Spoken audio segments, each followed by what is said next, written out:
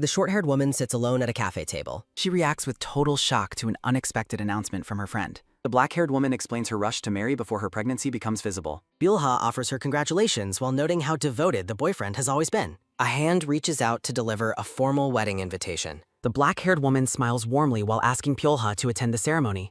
Bülha accepts the envelope with a polite smile. She is frozen in disbelief upon seeing her husband's name listed as the groom. Bülha tries to dismiss the name as a bizarre coincidence while her friend laughs. The black-haired woman reveals that the shared identity is entirely intentional. Bülha is devastated to find a wedding photo of her husband with another woman. The realization that their wedding date is her own anniversary leaves her shattered. Gyoru confirms the child belongs to Do-hyun, causing Bülha to lash out in fury. She confronts her husband, who responds by callously demanding a divorce. He tells her to get a grip as she breaks down in tears. She discovers the crushing truth that their marriage was never legally registered. Gyoru mocks her status as a mistress while claiming to be the only legal wife. Bülha reels from the claim that he never truly loved her. She is coldly told to remove herself from their lives forever. Gyoru insults her by saying she is only good at being invisible. Bülha weeps as she realizes her entire life was a lie. Time passes in a blur as she quits her job and retreats into tireless nights. She hides away from everyone she knows, living in total isolation. Paranoia sets in as she feels the world is laughing at her misfortune.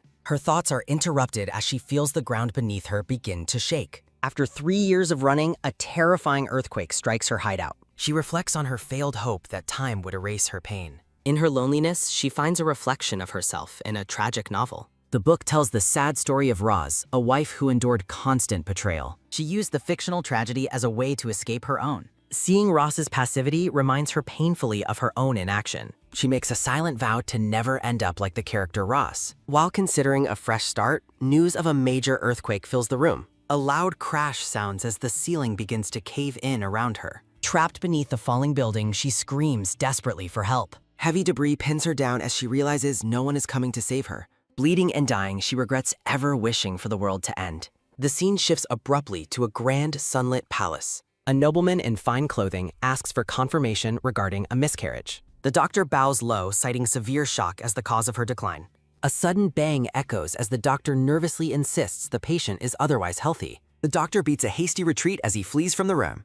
A pink-haired woman opens her eyes, looking confused and dazed. She is baffled when the doctor addresses her as Lady Wenz. She stares at her unfamiliar hands in complete and utter shock. The doctor urges her to remain calm and rest in her weakened state. Narrative text identifies her as Roze Wenz, the daughter of a ruined family. She recalls the character's history of turning her back on her family for an enemy. The pink-haired woman panics as she realizes she has become the novel's tragic heroine. She laments her cruel fate, trapped in yet another world without a happy ending. A face is shown in close-up, eyes wide with horror, as the narrator wishes they had simply died in the past rather than facing this current reality. Under a cold, full moon, the silhouette of a grand, multi-storied palace stands silently in the night.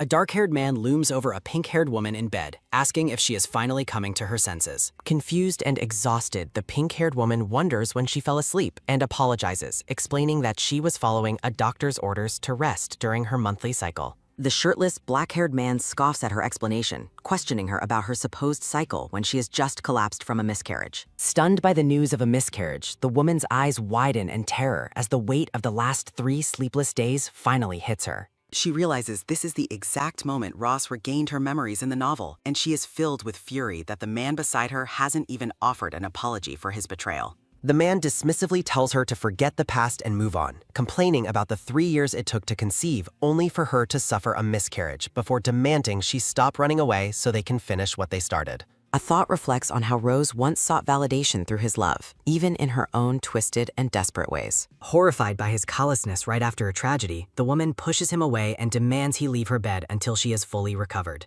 The man's jaw clenches tightly as he grits his teeth in visible, mounting frustration. Reaching out with a sudden, aggressive motion, he seizes her by the throat and tells her she is misunderstanding the nature of their relationship. Towering over her with a menacing grip, he reminds her that she was the one who insisted on having a child and makes it clear he is not in a position to beg for her cooperation. With a sudden force, he throws her back onto the bed, leaving her gasping. As she coughs and struggles for air, he coldly orders her to stay out of his business from now on. He looks down at her with pure disdain, warning her not to forget the lesson he taught her today, regardless of how foolish she may be. He offers a final, biting, take care as he leaves the room, and the heavy door shuts with a loud, final bang. Clutching her head in despair, she screams internally at the nightmare of living with such a monster and curses the author of this tragic novel. A desperate vow appears in the void, declaring her intent to escape this insane family and the twisted plot of the novel at any cost. As the sun shines over the grand estate the next day, she ponders how she will ever find a way out of her current predicament.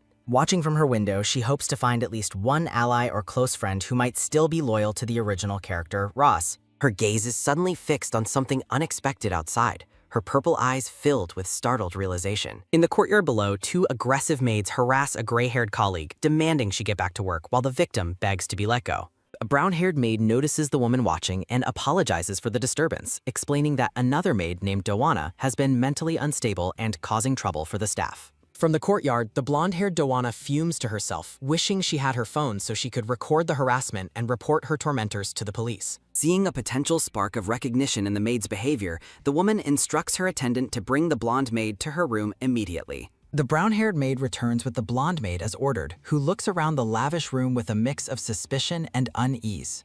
A quiet click sounds as a cup of tea is placed before the maid, and the woman asks if it's true that she's been having a difficult time with her work. Shifting her approach, the pink-haired woman offers a warm and welcoming smile to the nervous servant. Shortly after they begin their conversation, a shocked cry echoes through the chamber. In a hushed but frantic exchange, the blonde maid realizes this isn't a dream and asks if they are both trapped inside the world of the novel, while the woman quickly tells her to keep her voice down. They whisper together over tea, with the pink-haired woman admitting she's been lost since waking up, while the maid connects their situation to a specific accident back in their original world. Relieved to find a fellow survivor, the blonde maid reaches out to shake hands and suggests they become friends since they are stuck in this world together. The woman smiles back, thinking that perhaps this unexpected reunion is actually a lucky turn of events. A vision of the two women smiling together appears as the narrator contemplates the possibilities of having a companion like Dowana by her side. The blonde maid introduces herself by her original name, Lee Gyoru, explaining that her mother gave her the name so she would never be a loser in life. Gyoru flashes a bright smile as she tells the woman to never forget her unique name and expresses her hope that they will get along well. The name Lee Gyoru echoes in the narrator's mind, dredging up memories of a connection she thought was severed forever. Images of a former friend from a past life surface, haunting the narrator as she recalls the woman she once knew for a decade. A grim title reveals the blonde woman's true identity as the one who stole the narrator's husband in her previous life. The narrator stares in disbelief at the blonde woman reaching out to her, unable to forget the longtime friend who betrayed her so deeply 10 years ago. Her fingers clench tightly together in a sudden, sharp squeeze of restrained emotion. Hiding her inner turmoil, the woman compliments Jiru's lovely name, while privately wondering if this is truly the same person from her past. Testing her theory, she reaches out to take Yora's hand and asks how old she is. Joru tears up as she reveals she is 29, lamenting how unfair it is that she was married young and already had a husband before being transported here. The woman's expression turns cold and dark as she confirms that this is indeed the same Gyoru, questioning why the gods would force her to see this person again. Noticing the sudden change in mood, Gyoru asks if they are the same age and inquires about the woman's name. The narrator introduces herself as Kim Hana, a name Joru doesn't recognize, while thinking to herself that it is a new name for a new life. She reflects on how she was forced to abandon her real identity, Kim Byolha, because of the pain Gyoru caused her in her previous life as a quiet and lonely woman. As she sips her tea, the woman thinks about how cruel the gods are to bring a past grudge into this new world, while Gyoru cheerfully notes how the woman reminds her of an old friend. In a cold flashback, a blonde woman mocks the pink-haired woman for her pathetic weeping and inability to defend herself. Sitting across from each other at tea, the blonde maid asks about the plot of the novel they are trapped in. The pink-haired woman, Roze, sips her tea and decides to keep the tragic nature of the story a secret from her former friend. A small, excited version of the blonde woman wonders if she is destined to be the successful heroine of the story. Roze bluntly informs her that she is nothing more than a nameless, insignificant extra in this world. Roze smiles to herself as she watches her companion's shocked reaction to the news. Startled, the blonde woman stands up and asks if Roze is the main character instead.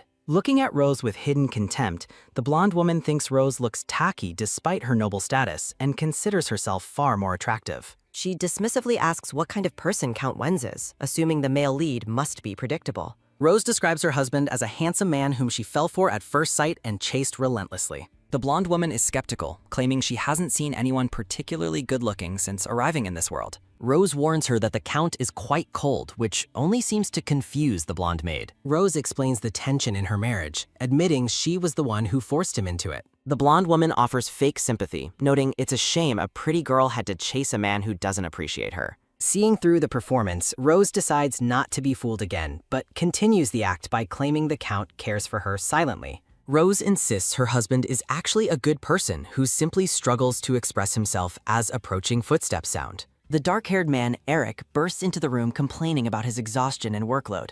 Startled by the sudden intrusion, the blonde maid stares at the handsome newcomer and asks who he is. Roze formally introduces the man as her husband, Count Eric de Wens. The blonde woman's face immediately flushes red as she is captivated by Eric's appearance. Roze notices the familiar predatory look in her old friend's eyes and wonders if she should intervene in her plan to steal another husband. The blonde woman quickly regains her composure and offers a deep, formal curtsy to the Count. She introduces herself as Duana, claiming to be Roze's close friend, while Eric expresses surprise at his wife's social circle. Duana brazenly lies about being a long-lost childhood friend as she leans toward Eric. She flutters her lashes and compliments Eric on his looks, causing the Count to blush slightly. Duana's internal thoughts reveal her greed as she assesses Eric's wealth and status, feeling he was made for her. Looking at Roze with a mocking smirk, she believes she is more suited for the role of Countess and that the world revolves around her. Roze suddenly stands up and announces she is retiring early because she doesn't feel well. She ignores the maid's call and retreats from the room, leaving the pair alone. Walking away, Roze reflects on the betrayal, deciding that letting two pieces of three be together is the best way for her to escape. She celebrates the opportunity to rid herself of both her terrible husband and her traitorous friend at the same time. Roze sits down and relaxes, vowing never to be a pushover again in this new life. She recalls the history of Roze as the daughter of a ruined noble family who begged Eric for marriage. A vision of her parents' cutting ties surfaces as she remembers the isolation the original character faced. She realizes the novel provides no details about her family, making it difficult to find a place to go. Roze worries that a divorce might leave her homeless if she cannot track down any allies. Clenching her hand, she rejects a future of misery and vows to live a successful life after her divorce. Realizing she needs knowledge to survive, Roze resolves to begin studying everything she can about this world. Stepping into the hallway, Roze calls out to her attendants to get their attention. She instructs the surprise maids to summon the butler, Mr. Gwen, immediately. The scene shifts to a formal sitting room where Roze prepares for a meeting. Mr. Gwen asks for clarification, questioning if it's true that she is requesting a tutor. The butler looks at her curiously and asks the reason for such an unexpected academic request. Roze explains that as the Countess, she needs to understand how the world works to properly join high society. She sets a firm boundary, stating she needs to be at the level of her peers to survive. The butler reflects on the hardship she faced and notes her new, impressive determination to look forward.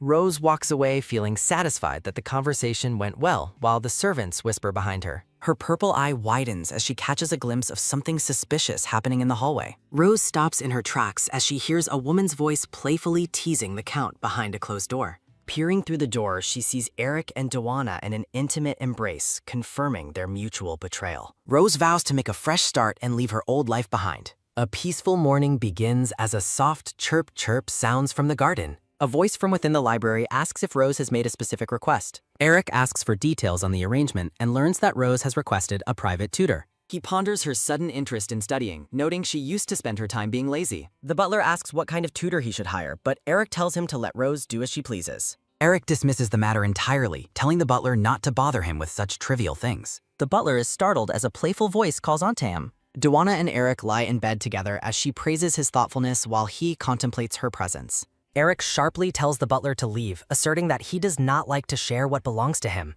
The butler offers a hurried apology and retreats, leaving the pair alone in the room. A quiet click sounds as the door is firmly closed. Duana smiles to herself, reflecting on how her beauty always seems to bring her trouble. She leans in close to him, whispering Eric's name. Their fingers brush together in an intimate moment. A startled wah escapes her as he suddenly pulls her down.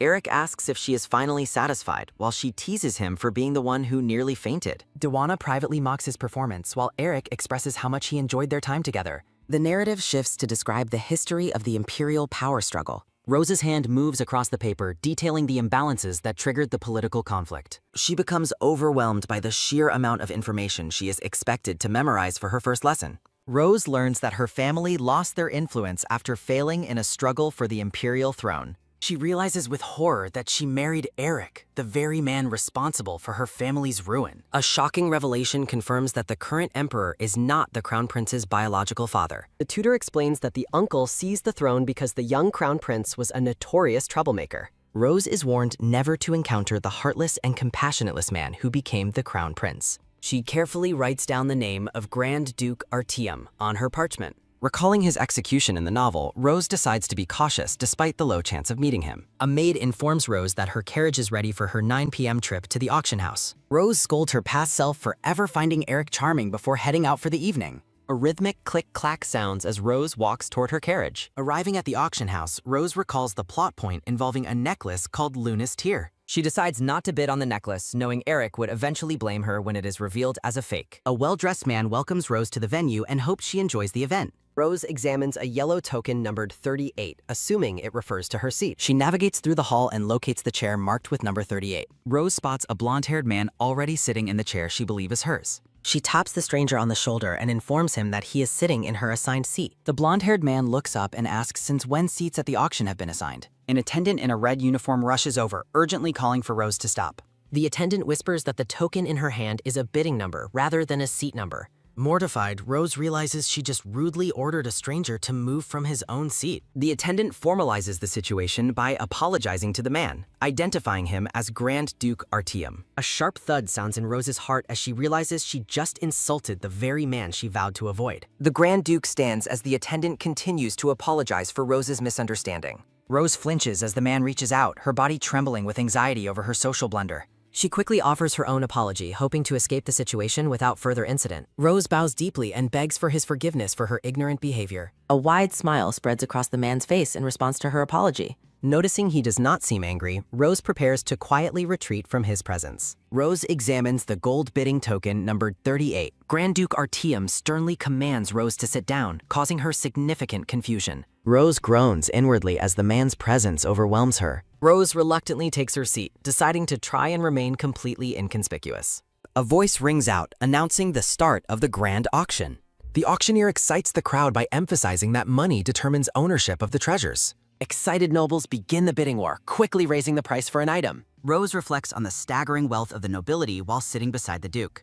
A gavel strikes as a sharp bang sounds and the item sells for 35 million. The auctioneer prepares to reveal the most highly anticipated item of the evening. The crowd gasps as the legendary Luna's Tear necklace is finally unveiled. The bidding for the magnificent jewel starts at an impressive 50 million res. Competition heats up as the bids climb rapidly toward 80 million. Roze recalls that the necklace is fake and remembers Eric's future anger over it. A hand suddenly raises token number 30 to enter the high-stakes bidding. Grand Duke Artyom stuns everyone by placing a bid for 100 million res. Panic sets in for Roze as she watches the price continue to escalate. Realizing she cannot let him buy a fake, Roze decides she must intervene. The Grand Duke begins to raise his bid further before being abruptly interrupted. Roze desperately grabs his arm, begging him not to purchase the counterfeit necklace. She warns him that buying the item now would be a complete waste of money. The Grand Duke sharply questions why his financial decisions are any of her concern. Roze gasps as she realizes the magnitude of her impulsive and rude interference. She internally regrets her meddlesome nature after acting without thinking of the consequences. Roze boldly claims the item is fake, leading the Duke to question her evidence. Mortified, Roze struggles to find a logical explanation for her impossible knowledge. She tries to explain that the sellers might be unaware of the item's falsity. The Grand Duke warns her of severe consequences if her claims prove to be false. He identifies her as Countess Wenz, leaving Roze shocked that her identity is known. The auction concludes with the item selling to another bidder for billions after a bang. The Grand Duke smirks to himself, contemplating his next move in the social game. Desperate to save herself, Roze claims she is willing to bet her life. She screams her conviction that the item is a total fake to convince him. The Duke questions her sanity while she realizes she made a linguistic error. Roze panics over her mistake, realizing she didn't actually mean to bet her life. The Grand Duke touches her shoulder, noting that he appreciates her apparent sincerity. Roze tries to clarify her true intentions, still feeling flustered by the interaction. Roze watches the Grand Duke Artyom depart, her mind racing with old memories. Artyom reflects on the suspicious nature of the auction while traveling in his carriage. He decides that he can always buy the item from the winner later if necessary. Roze's warning echoes in his mind as he considers the possibility of a scam. He recalls Rose's intrusion, noting her striking resemblance to a woman from his past. A memory surfaces of a young Roze being introduced to him by her mother. The memory shows a child Roze crying and rejecting the idea of him being a prince. The young Roze insists that the blonde boy before her is definitely not the prince. Back in the present, Artyom smiles at his reflection while recalling her childhood tears. He reflects on her cute face as his escort knight. Cern looks on. Cern asks if she made a mistake, and a shamed Roze confirms his suspicions. The escort knight, Cern, promises to protect her regardless of the trouble she caused. Cern whispers a question about how a counterfeit item could end up at such an event. Roze deduces that while the auction host didn't intend to sell a counterfeit, someone must have surreptitiously swapped the item. The black-haired man is completely stunned by her claim and demands to know how she could possibly possess such specific information. A soft shh sounds as Roze presses a finger to her lips, silencing him before he draws any more attention to their conversation.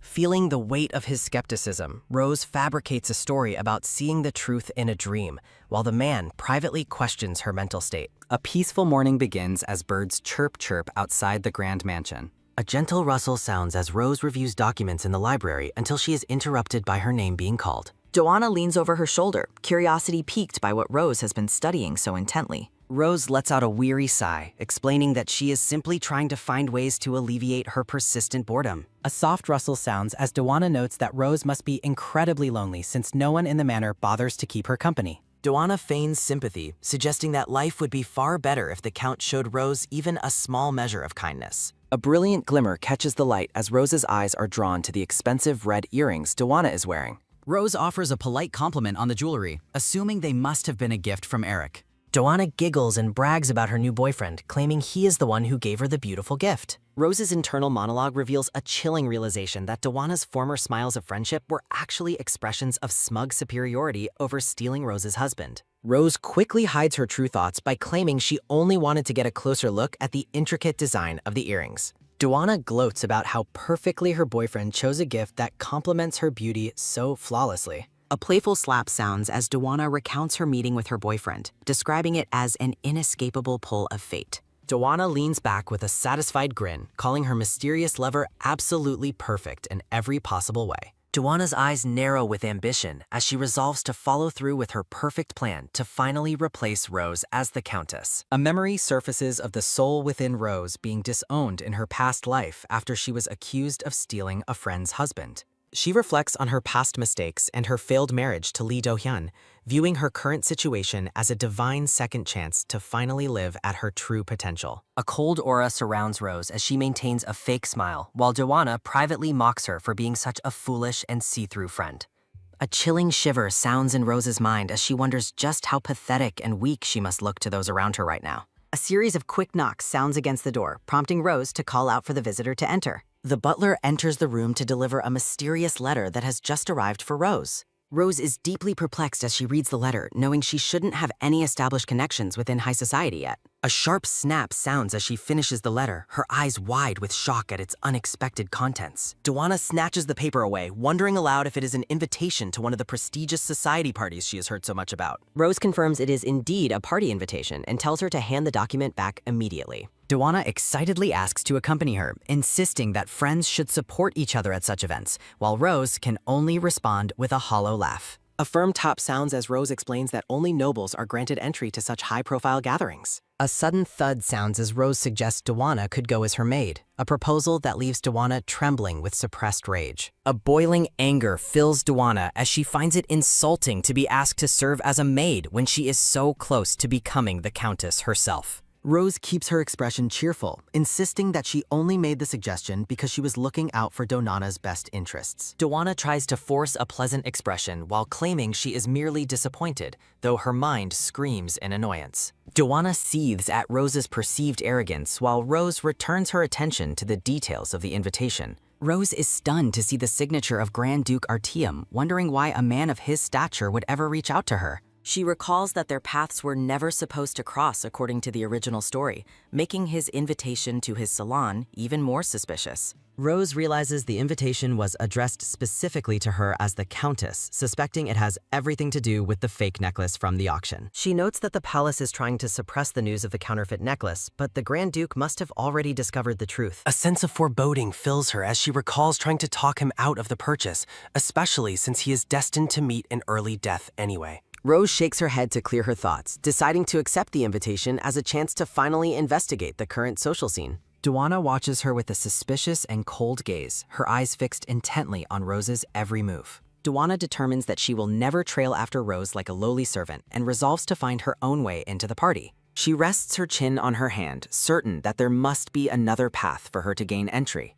A devious smirk spreads across Duana's face as her plan begins to take a new shape. A soft slide sounds as a hand pulls back the heavy curtains of the wardrobe. Duana stands before a collection of elegant dresses, searching for the perfect attire. She scoffs at Roze's wardrobe, calling it tacky and vowing to replace every piece when she has officially taken Roze's title. Duana admires her reflection, deciding she will simply manipulate the Count into taking her to the party as his own guest. Duana eyes the sparkling tiara resting on the dresser. She touches the jewelry, finding the collection barely acceptable but suitable enough for now. Duana admires her reflection, declaring that the accessories look far better on her than their rightful owner. A soft rustle sounds as Duana searches for more hidden treasures, only to have a pair of small pink shoes fall to the floor. She mocks Roze for keeping such useless items after her miscarriage. A single pink shoe lies forgotten on the carpet. Duana reflects on her dislike for children, though she considers that living in the mansion wouldn't be too difficult since nannies handle the labor.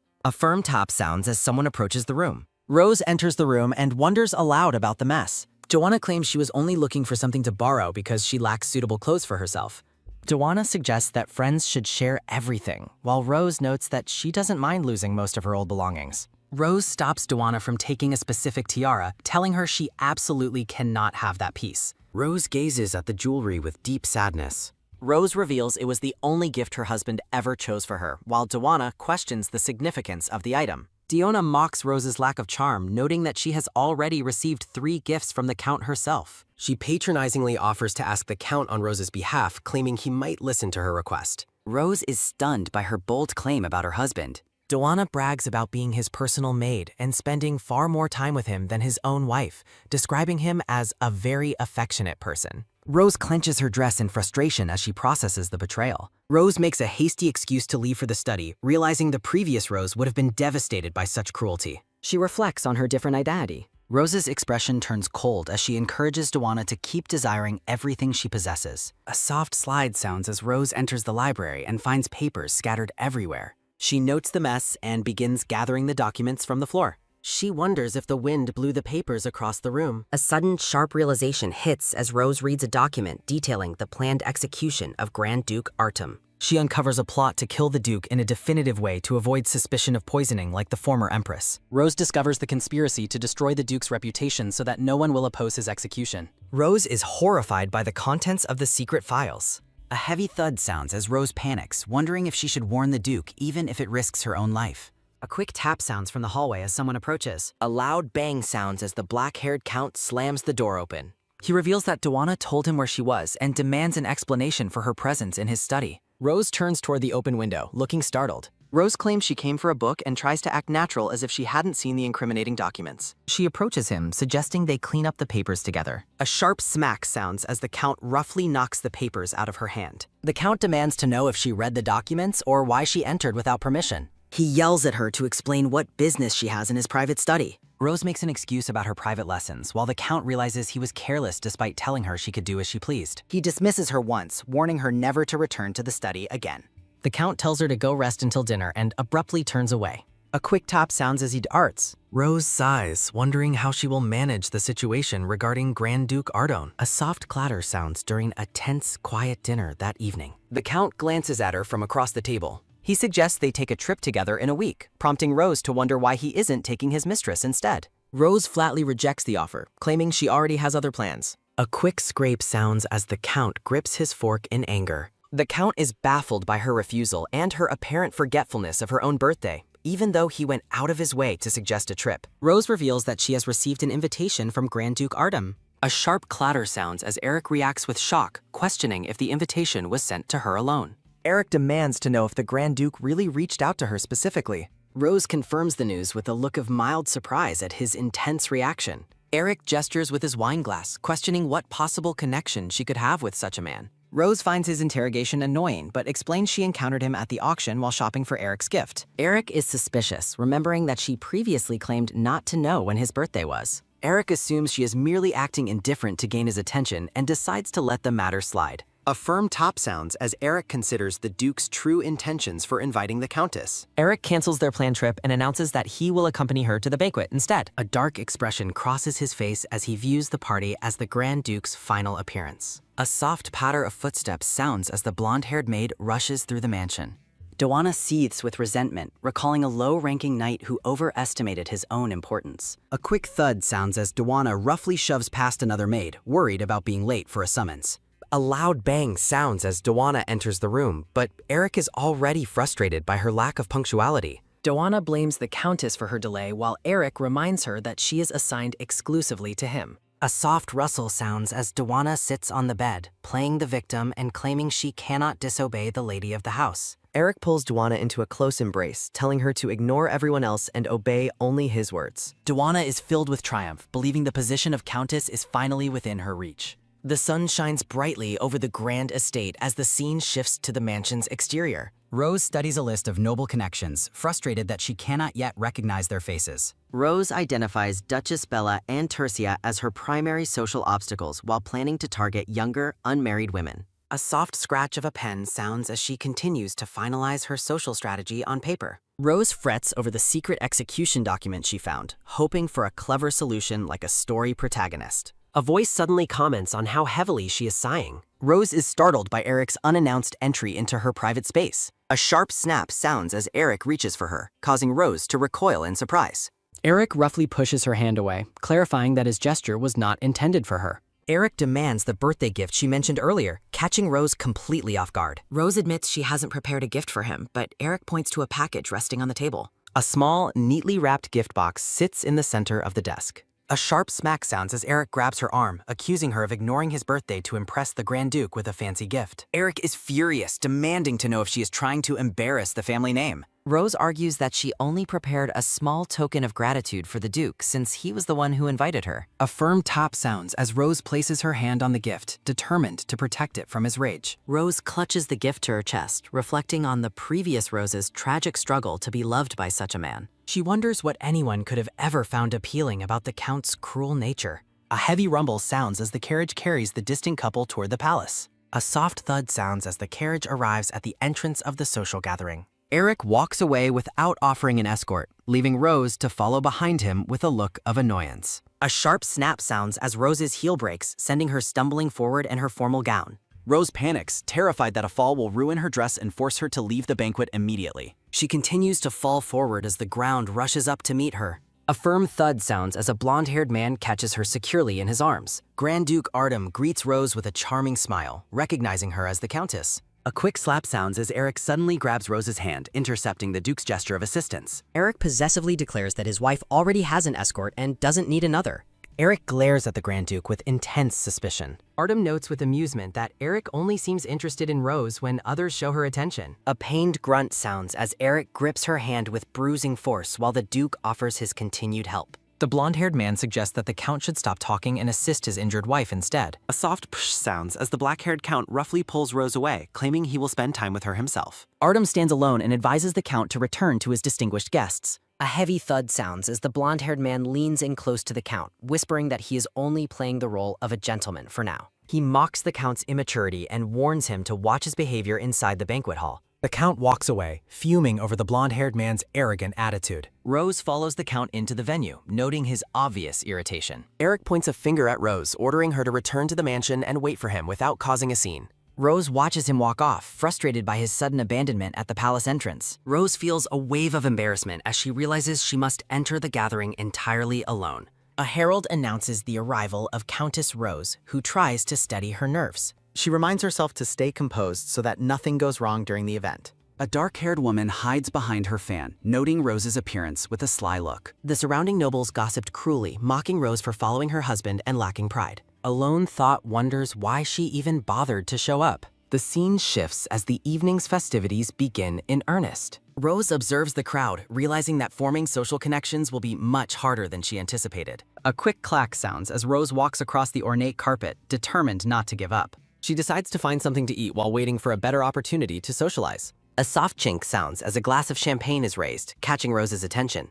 Grand Duke Artem approaches Roze with a drink, surprising her with his presence. He adjusts his sleeve with a calm, confident smile. Roze thanks him for his previous help when she fell from the carriage. Artem asks her how she managed to identify the moon tear necklace as a counterfeit. Roze panics internally, knowing she cannot reveal she read the information in a novel. She explains that the real gem glows red under light, leaving the Duke looking impressed and thoughtful. Roze hopes he will be satisfied with her explanation and leave it at that. Roze considers making a quick exit before the situation becomes more complicated. She politely bids the Duke good evening and prepares to walk away. A hand reaches out toward her, stopping her departure. Artem asks Roze for a dance before she goes, leaving her wide-eyed with shock. Roze looks around for her husband, desperate to avoid getting further involved with the Duke. She spots Eric in the distance, laughing and drinking with another woman. Realizing her husband is useless, Roze accepts the dance and joins Artem among the flowers. She frets over her lack of practice as they begin to move together. A soft slide sounds as Roze stumbles slightly on the dance floor. Artem catches her securely, leading Roze to wonder if he's being genuinely considerate. The two share a graceful moment together under the ballroom lights. Roze offers a polite curtsy, thanking the Duke for the dance. Nearby nobles snicker and mock Roze's dancing skills, calling her performance pathetic. Someone approaches Roze from behind as she tries to leave the hall. Eric roughly grabs Roze's arm, furious that she danced with the Duke instead of staying out of sight. He glares at her while the whispers of the other guests echo through the room. Outside the palace, Eric yells at Roze, accusing her of going too far. He demands to know if she was trying to get the Duke's attention through her dancing. Roze clenches her dress, disgusted that he still thinks she is desperate for his validation. A heavy sigh sounds as Eric rubs his temple, looking drained by the confrontation. Eric admits that his behavior toward her has been cold recently. Roze looks wary as the black-haired count stands uncomfortably close to her. Eric pulls Roze into a forced embrace, mockingly asking if she enjoys this kind of attention. Eric assumes she missed his embrace during their long time apart. A sharp slap sounds as the scene shifts to the mansion's dark exterior. Roze rejects his advances, blaming an excessive wine for the awkward moment. Eric is stunned as Roze abruptly announces her departure to find some rest. A quick thud sounds as Roze rushes away, leaving Eric alone in the garden. Roze reflects on her husband's recent and strange habit of avoiding her. Eric decided to move on and focus on his own immediate interests. The black-haired man resolves to take care of his pressing responsibilities. A pained cry for help suddenly interrupts Roze's quiet moment on the park bench. Roze is horrified, suspecting someone is dying in the darkness nearby. Roze worries about her second life ending in such a tragic and absurd way. A calm voice startles her as the blonde-haired man appears from behind a pillar. Roze is shocked to see the Grand Duke standing directly before her. Artem questions her presence alone while revealing bloodstains on his expensive uniform. A soft slide sounds as the blonde-haired man quickly wipes his bloody hand. Roze nervously promises to ignore whatever she just witnessed in the shadows. Roze clarifies that she believed he was responsible for a gruesome murder. Artem laughs at the sheer absurdity of her dark and wild assumption. Roze remains silent, unsure of how to react to his unexpected amusement. Roze explains that his bloody appearance following a scream led to her conclusion. Artem points out that a death at his own party would only harm him. The blonde-haired man admits his appearance naturally led to her dark suspicion. Artem invites her to follow him so he can reveal the actual truth. A bright light shines over the dark and quiet garden maze. Roze is terrified as she encounters a gruesome and blood-soaked scene. Artem explains he saved a high-ranking nobleman from a sudden monster attack. Artem describes the rescue of Marquis Bled while Roze listens in stunned silence. A loud shout sounds as soldiers arrive and demand the Duke's immediate arrest. Duke Felice arrives with his men, claiming Artem has finally gone too far. Artem glares as the older man accuses him of attacking a royal favorite. Artem realizes he has been lured into a carefully orchestrated trap. Roze joins the blonde-haired man as the guards surround them bus. Roze looks at the approaching group with a terrified and shocked expression. Roze remains frozen in shock as the confrontation in the garden escalates. Duke Felice demands proof of her right to interfere in his official investigation. Roze steps forward, claiming she witnessed the Duke saving the nobleman. Duke Felice is stunned by the existence of an unexpected white missus. Nearby noblewomen gossip about the shocking and violent events unfolding. A sinister smile appears on the white-haired man's face. Felice questions why a married woman would be alone in the garden with the dupe. The white-haired man points to her soiled dress as evidence of her misconduct. Roze realizes he is trying to use her reputation to force her into silence. Roze feigns a breakdown, claiming she was simply lost in the maze. Roze fabricates a story about being attacked by a terrifying monster. Roze claims the beast vanished while she sought help for the injured Marquise. Roze offers a subtle and knowing wink while maintaining her victim act. A soft sounds as Artem reacts to her clever and bold deception. Duke Felice is enraged as his attempt to frame the Grand Duke fails. The guests are shaken by the news of a monster appearing at the palace. Felice glares as his carefully laid trap is completely dismantled. Duke Felice considers thanking Rose's lady for the day's events while privately plotting to discard the Wen's family as Roze offers a formal apology. Roze wonders if the white-haired man is behind the evening's chaos, while Felice asks her to convey his regards to her husband. A soft glow emanates from a garden lamp as the evening festivities continue in the distance. Roze becomes uneasy as she realizes the blonde-haired Grand Duke is still following her through the dark garden.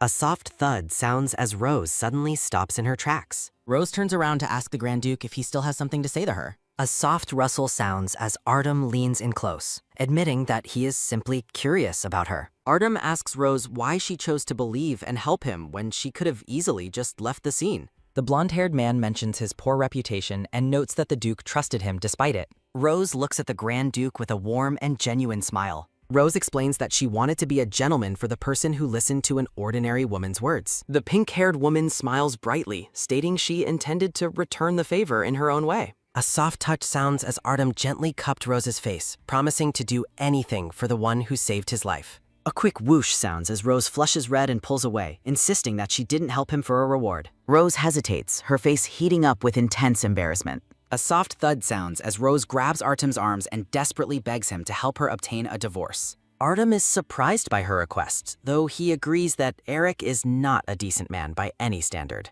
Roze declares her desire to correct her past mistakes and start living a completely different life. A soft laugh sounds as Artem finds her intensity amusing while Roze insists she is being serious. A soft touch sounds as Artem calls her decision wise and mentions that her parents will likely be pleased. Roze is shocked that he knows the Earl of Serviat, and Artem explains they have been in contact for business reasons. A soft flush covers Rose's face as she thinks about her parents' feelings. Roze reflects on how her parents continued to trust and wait for her during 3 years of foolish decisions. Roze happily asks Artem if he could let them know that she plans to visit them very soon. Artem watches her with a charming and thoughtful smile. Artem asks when she plans to get the divorce, and Roze answers that she wants it as soon as possible. Artem notes that the process is streamlined and there isn't much for him to help with, though he considers the situation. Roze stares at the Grand Duke with a look of quiet realization. A soft rustle sounds as Roze nervously fidgets with her gloved fingers. Roze shyly asks the Grand Duke if he would be willing to lend her some money. Artem laughs at her unpredictability while a sharp shout from Eric suddenly echoes through the garden. Roze is startled as her husband's voice calls out her name from the shadows. A soft thud sounds as Eric stomps toward them, demanding to know what kind of mess Roze is making now. Eric threatens to leave without her immediately, while Roze notices his messy outfit and suspects what he was really up to. Roze tells Artem she needs to go for now and asks if they can pick up their talk later. A soft tap sounds as Artem nods, promising to send someone to the Wen's estate soon. Roze panics and begs him not to send anyone to her home. Roze worries that Eric will torment her if he discovers they are exchanging letters, so she promises to reach out to the Duke first. A soft patter sounds as Roze waves goodbye and rushes away to catch up with her husband. Roze calls out for Eric to wait as she disappears into the greenery. Artem stands alone, watching Rose's departure with a serious and contemplative expression. Artem wonders if Roze was truly serious about the money or if she was just finding an excuse to stay connected. A soft thud sounds as Artem walks away, reflecting on how Roze is sharp yet completely unexpected. Artem reflects on how impressive it was that Countess Roze didn't even scream during the dangerous confrontation. A soft rustle sounds as a dark-clothed subordinate approaches the Grand Duke in the garden. The man reports that his investigation confirmed the personnel on standby were Duke Felice's subordinates. Artem notes that his enemies are getting bolder and orders his man to clean everything up without leaving loose ends. Artem resolves to assign someone to stay by the Countess's side, acknowledging that she did save his life. The scene shifts back to the ornate and quiet interior of the palace. A sharp snap sounds as a stack of official papers is scattered across a desk. Artem explains his intentions with a sharp and focused gesture. The red-haired butler informs Artem of a letter from the Imperial Palace, though the Grand Duke dismisses it while waiting for something more personal. Artem waits impatiently at his grand desk, hoping for news that hasn't arrived. Artem's eyes flash with sudden alarm when he learns the staff has been turning visitors away. Artem leaps to his feet, terrified that his strict orders may have chased away the one person he wanted to see. The butler clarifies that no one has even approached the gates, leaving the blonde-haired man to stare longingly out the window. Roze stands outside the estate, disguised in a brown cloak and a short blonde wig. Roze paces nervously before the gates, worrying that the Grand Duke won't recognize her in her wig and will simply throw her out. A sharp gasp sounds as Roze considers an even worse outcome. A loud cry echoes through her mind as she imagines Artem turning into a demon and cruelly rejecting her request for help. Roze steels her resolve to see this through, but her heart jumps when a voice suddenly calls out to her. A guard confronts the loitering woman, demanding to know what she is doing at the estate. Roze stammers that she has an item to deliver directly to the Grand Duke on behalf of her master. Roze insists that the delivery must be personal, while the guard grows suspicious about the nature of the object. The red-haired butler observes the commotion at the gate from a distance. The butler intervenes and politely invites the disguised woman inside. A sharp creak sounds as the butler leads Roze into the mansion, hoping she can overlook the initial misunderstanding at the gate. Roze sits on a plush green sofa, quickly asking for the Grand Duke's whereabouts while the butler requests her patience. Roze is impressed as the red-haired man efficiently orders a maid to prepare tea for their guest. Roze reflects on how remarkable it is for someone so young to already hold the position of head butler. The butler bows, revealing that Artem has been eagerly awaiting her arrival and will join her shortly. A sudden bang sounds as the door flies open while the butler encourages Roze to enjoy her tea. Artem enters the room with a charming smile, admitting he feared he would never hear from her again. The scene shifts to Duke Felice, who wears a sinister smirk while reflecting on his failed schemes. Felice laments that a better outcome at the party would have removed the Grand Duke from power, though he mockingly praises Count Wentz's wife. Noblemen gossip about Count Eric's inability to manage his own household or control his wife's actions. Eric apologizes as Felice calls him a foolish child who failed to grasp the weight of the situation. A loud thud sounds as Eric kicks his chair back, fuming while Felice promises to deal with him personally. Eric rages at being humiliated because of Roze, whom he refers to with utter contempt.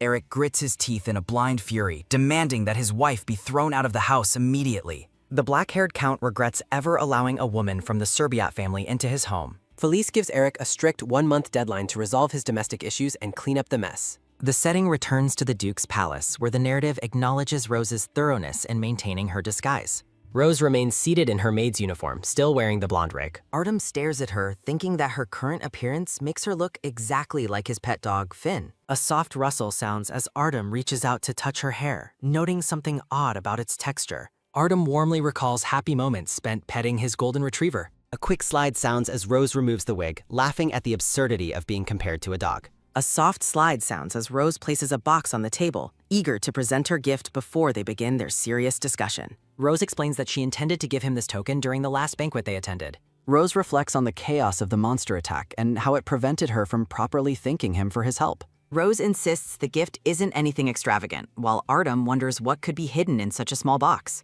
Roze nervously fidgets with her dress, worried that her offering might seem too humble for a royal. Roze offers to find something more impressive if he dislikes it, but Artem simply asks why she went to the trouble. A soft rustle sounds as Artem carefully unties the ribbon and opens the gift box. A beautiful topaz brooch is revealed, gleaming brilliantly in the light. Artem picks up the ornament, noting that while it isn't a common choice, it is nonetheless striking. The Grand Duke's gaze softens as he focuses intently on the gift. Roze watches him with wide, hopeful eyes, silently asking if the gift meets his approval. Artem pins the topaz brooch to his vest with a wide, genuine smile, asking Roze for her opinion on how it looks. Roze stifles a soft giggle behind her hand. A sharp click sounds as Roze carefully pins the brooch onto the Grand Duke's vest, offering to fix it for him. Roze asks if Artem knows what meaning topaz holds, prompting him to ask if the stone truly has a special significance. Roze explains that topaz is known to protect life and health while internally worrying about the novel's plot where the Grand Duke is destined to die soon.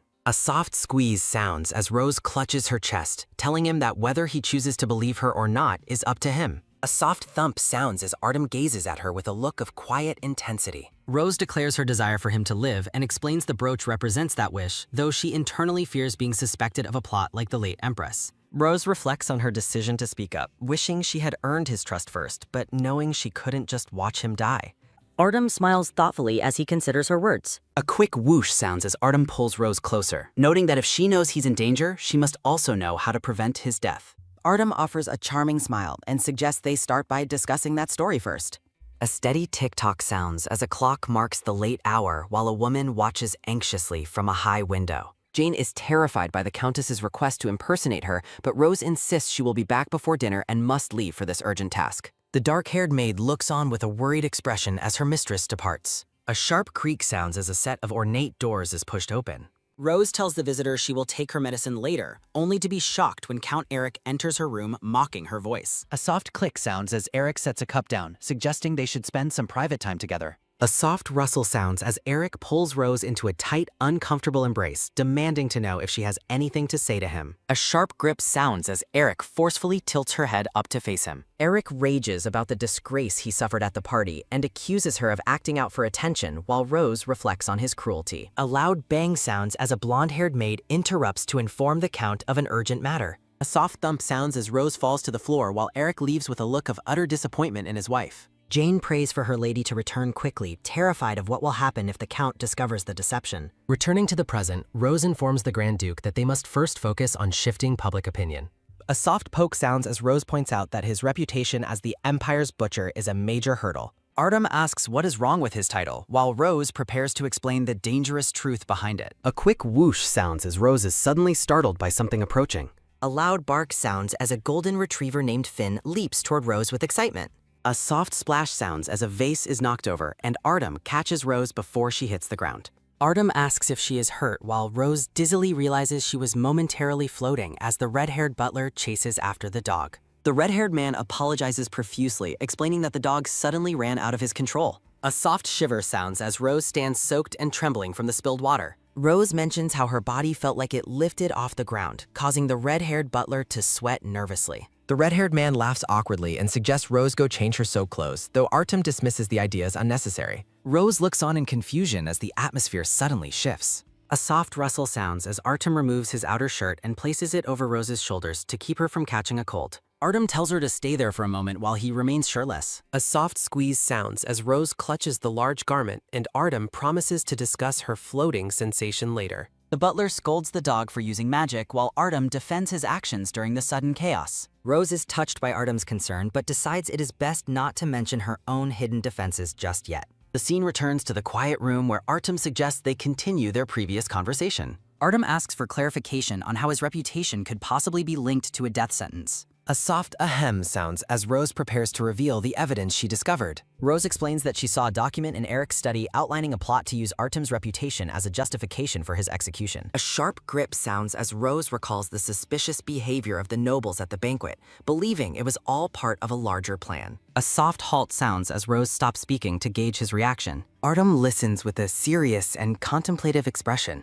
Roze decides that without solid proof, it is better not to mention the former Empress's involvement yet. Roze notes that her husband is clearly aligned with Count Felice in this dangerous scheme. Roze looks at the Grand Duke with determination, vowing to make sure he survives the coming storm. The blonde-haired Grand Duke contemplates the hidden motives of the pink-haired Countess, realizing that staying close to him only increases the danger she faces. A soft light fills the room as Roze expresses her gratitude, telling Artem she feels as though she owes him her life once again. Artem observes her silently, concluding that it is still far too risky to reveal everything to her at this moment. Shifting the conversation, the blonde-haired man asks Roze if she would give him the opportunity to repay her for her kindness. They sit together in silence at the table. Roze notes his sudden change in subject, but decides not to push further to avoid misunderstanding, admitting she simply needs funds for her divorce. A soft click sounds as Artem sets his cup down, urging her not to hesitate and to simply state the amount she requires. Roze looks at him with a startled expression, asking if he truly means it. Artem nods confidently while taking a sip of his tea.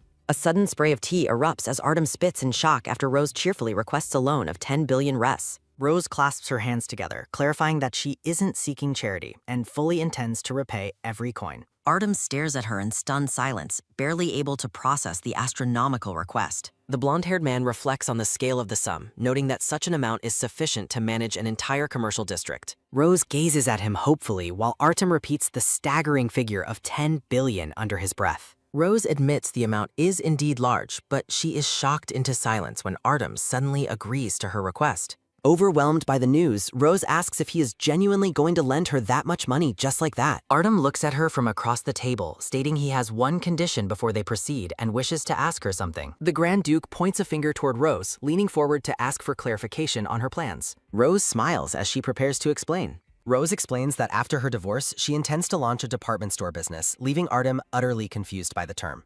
Artem looks at her with genuine curiosity and asks if she can explain the concept a bit more. Chibi Rose stands at a chalkboard, confidently teaching Artem about the fundamental nature of a department store.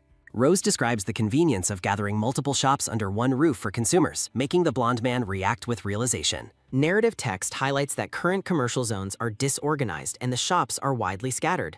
Rose details the inefficiency of people searching for shops themselves or hiring individuals, asserting that a department store infrastructure will dominate the market. Artem asks for confirmation that her role will be providing the land and collecting rent from the various tenants. Rose clarifies her strategy, explaining that instead of rent, she will take a percentage of their sales as commission. Pointing to various luxury items, Rose notes that she will focus on upscale products and sell them at a 30% markup without managing the quality herself. Artem realizes that even with higher prices, the luxury and improved quality will be a perfect draw for nobles who love to show off. A firm handshake seals the agreement. Rose offers a playful wink and asks the blonde-haired man if he considers 10 billion rests to be a worthwhile investment. Artem smiles with a confident muck. Darkness falls over the mansion grounds. A soft rustle sounds as Rose, disguised in a brown cloak, peers nervously from behind a bush in the dead of night. Rose worries that her task took much longer than anticipated, hoping Jane is safe while noticing the lights are off and wondering if she fell asleep. A sharp gasp sounds as a hand suddenly lands on Rose's shoulder, making her eyes widen in absolute terror. The black-haired man whispers for her to be quiet, prompting Rose to realize it is Cern who has found her. Cern offers a gentle smile and informs her that he has come to personally escort her back. Rose asks why he is there instead of her maid, and Cern explains that he came in Jane's place because Rose was so late returning home. A soft thud sounds as Cern lifts Rose into his arms, promising to enter as quietly as possible and asking her to bear with the situation. Footsteps echo softly through the corridor. Rose looks up at Cern and asks him to be certain that absolutely nothing happened while she was away. Cern hesitates, his mouth opening as if to speak, but stalling on his response. A memory flashes of Jane pleading with Cerny not to tell the madam about how the master tried to strangle her. In the flashback, the black-haired man argues that Rose needs to be aware of what truly transpired. Cern looks at the maid with a pained expression, noting that the madam still genuinely cares for the master. Serene reflects that if she discovers her husband's attempt on her life, her fragile heart might break, urging Jane to understand it's for Rose's own sake. Returning to the present, Cern smiles reassuringly at Rose and simply tells her that everything is all right. The scene shifts to the bedroom. Count Eric lies in bed with a blonde-haired woman who whispers to ask if he is already asleep. Eric tells his blonde companion to give it a rest and go to sleep, asking if she is still unsatisfied after everything. The blonde woman glares and thinks to herself how much better it would be if he didn't have such a handsome face. A soft sigh sounds as the blonde woman asks the Count what occurred at the banquet since he and his wife haven't interacted for days. Count Eric reflects on how much Roz has changed recently. The blonde woman acts shocked, mentioning that Roz had something interesting to say the other day. The blonde woman claims Roz is tired of putting up with him and can't stand the sight of him, causing Eric to leap out of bed in a rage over her perceived betrayal. Eric vows to divorce his wife within the month, while the blonde woman celebrates finally hearing the words she wanted. The blonde-haired maid, Duana, bursts into the room calling out for Ross. Ross looks up from her papers and asks Duana what is the matter. A soft scuttle sounds as Duana asks if something has been going on between Ross and the Count lately. Roz smiles and explains that her husband is just sulking because she hasn't been affectionate, promising to talk to him soon. Diana thinks about how Roz believes everything is fine while her husband is already planning their divorce. Chibi Duana lectures Roz that men hate women who throw themselves at them. Rose pauses and mentions that her husband from her previous life, Do-hyun, was never like that. Rose recalls her past life husband while Duana looks on in confusion at her mistress's strange comment. A soft scratch sounds as Roz continues writing, leaving a large ink blot on the page. Duana leans over the table and insists that Roz should try to make the Count come to her first instead of chasing him. Roz looks at her coolly and tells Duana she is not in a position to lecture her. Duana offers a sly smile and tells Roz that she can always lean on her as a friend if anything happens. Roz realizes that being leaned on is exactly what the manipulative maid wants most. The scene shifts to the next day at the Wen's Count's residence, where the staff are gossiping. A soft bow sounds as a servant greets the arrival of Lord Cedric, the former Count. A sharp tap sounds as Cedric steps out of his carriage and tells the servant to end the greetings. The black-haired man, Cedric, demands that Roz be brought to him immediately. The morning light fills the large, empty office. Ross enters and asks what brought her father-in-law there without warning, prompting Cedric to insult her and her mother. Cedric asks if she truly doesn't know the reason for his visit, while Roz admits she is confused by his sudden appearance. A heavy thump sounds as Cedric slams his cane against the floor in anger. Cedric stands up and shouts that if she cannot support her husband, she should at least not be a burden. Cedric rages that he is disappointed in her and reminds her that she must keep Eric from wandering and be useful to the house. Cedric scolds her for publicly taking sides instead of staying neutral during a delicate political time. Roz reflects on the party, realizing Cedric is just angry she sided with the Grand Duke over her husband's faction. Roz imagines screaming that Eric is the fool and she is divorcing the family, but she decides to stay quiet to keep the divorce simple. Roz bows and apologizes, claiming she was not thinking clearly. Cedric scoffs that her behavior is typical for someone with Serviat blood. A soft flare sounds as Roz's anger rises at the man's continued disrespect. A quick knock sounds as Roz thinks about punching him, only to be interrupted by a newcomer. A red-haired man wearing an eye patch enters to inform Cedric that they must leave for another appointment. A soft nod sounds as the red-haired man signals to Cedric that it is time to go. Cedric warns Roz that today was only words and to expect more next time before he turns to leave. A loud slam sounds as the door closes, and Roz wonders if that pointless warning was the only reason he came. Roz is left with an uneasy feeling that something is not right. Steady footsteps echo as Cedric asks his assistant if he took care of their assignment. The red-haired man confirms he left the suspicious item in Rose's room, making Cedric smirk that she will be quiet for a while. Cedric reflects that it is an honor for a girl like her to use such a special object for the first time. A soft creak sounds as they arrive at a door where someone is waiting for the former Count inside. The red-haired man wishes to wrap up the mess while a brown-haired maid enters a room with flowers. The brown-haired maid is startled to see the former Count in a place he doesn't belong. A soft scuff sounds as the maid notes that the room is never used by anyone. A sharp gasp sounds as the maid peeks through the door and is shocked by what she witnesses inside. The black-haired man in the red uniform, Cern, arrives and is greeted as he reflects on his own unexpected presence at the location. Lord Cedric asks if there has been any unusual contact between Grand Duke Artheum and Roze, to which Cerny replies that nothing noteworthy has occurred. Cern explains that the only interaction between the two was the Grand Duke's invitation to the banquet. Lord Cedric listens to the report with a cold, calculating expression. Lord Cedric questions if they have had any private meetings as a vision of Roze and the maid Jane appears. Jane is overcome with fear as she hides, worrying about what might happen if Cern mentions the night her mistress snuck out. Cern continues to shield the truth, stating that no such private meetings took place, while Jane watches anxiously from the shadows. A stark warning declares that Roze must absolutely not become close with the Grand Duke. A sinister plan is detailed regarding Princess Diana's upcoming birthday, where a poisoned cup will be used to frame the Grand Duke for her collapse. The plot involves the Emperor's approval to use an antidote to ensure the princess survives while still incriminating the Duke. Lord Cedric places a firm hand on Cerna's shoulder, commanding him to ensure Roze does not get tangled up with the Grand Duke. A sudden, heavy thud sounds as Cedric departs, leaving Cermine with a final reminder that he is counting on him. Cern bows low as his master leaves, his expression unreadable until a sudden, sharp thud echoes in the silence. Cern turns toward the hallway where Jane is hiding, asking her if she happened to overhear the entire conversation. Cern looms over Jane, who is clutching her dress in fear, as she wonders if he intends to silence her next. Jane looks up with a trembling gaze, questioning if her life is now at risk because of what she knows. Jane stands her ground, asserting that she would not be afraid even if she were to die right now. Jane looks at Cern with a pained expression, stating that the most terrifying thing is the realization that she can no longer trust anyone. Jane turns her back on the man and walks away, telling him never to call her name or even look at her again. A soft, frustrated rasp sounds as Cern clenches his hand, vowing that he must do what is necessary for the sake of his mistress. The scene shifts to Rose's bedroom, where the bed is unmade and a quiet morning light fills the room. A small, ornate cosmetic jar sits on the vanity with a handwritten tag attached to it. The blonde maid, Dawana, sits on the edge of the bed and reflects on escaping the family chaos only to find something unexpected.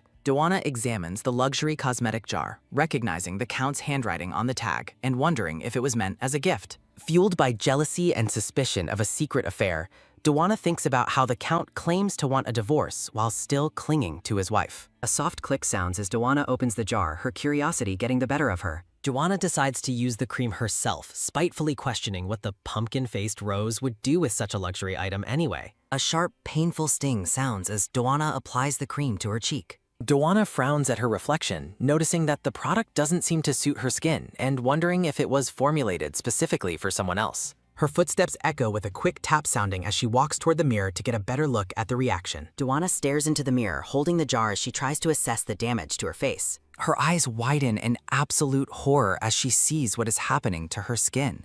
A sharp, shattering tinkle sounds as the cosmetic jar falls from her hands and breaks against the floor. A piercing "Gah!" echoes through the mansion, drawing immediate attention to the room. A series of frantic taps sound as Roze bursts through the door, asking in shock what could have possibly happened. Roze finds Dawana collapsed on the floor, weeping and desperately trying to hide her face from view. A soft, pained rasp sounds as the blonde woman continues to sob, overwhelmed by the sudden agony. Roze gasps as she sees the blonde woman's face, which is now covered in angry red lesions. A doctor examines the weeping maid, explaining to Roze and the butler that the blisters were caused by various poisons.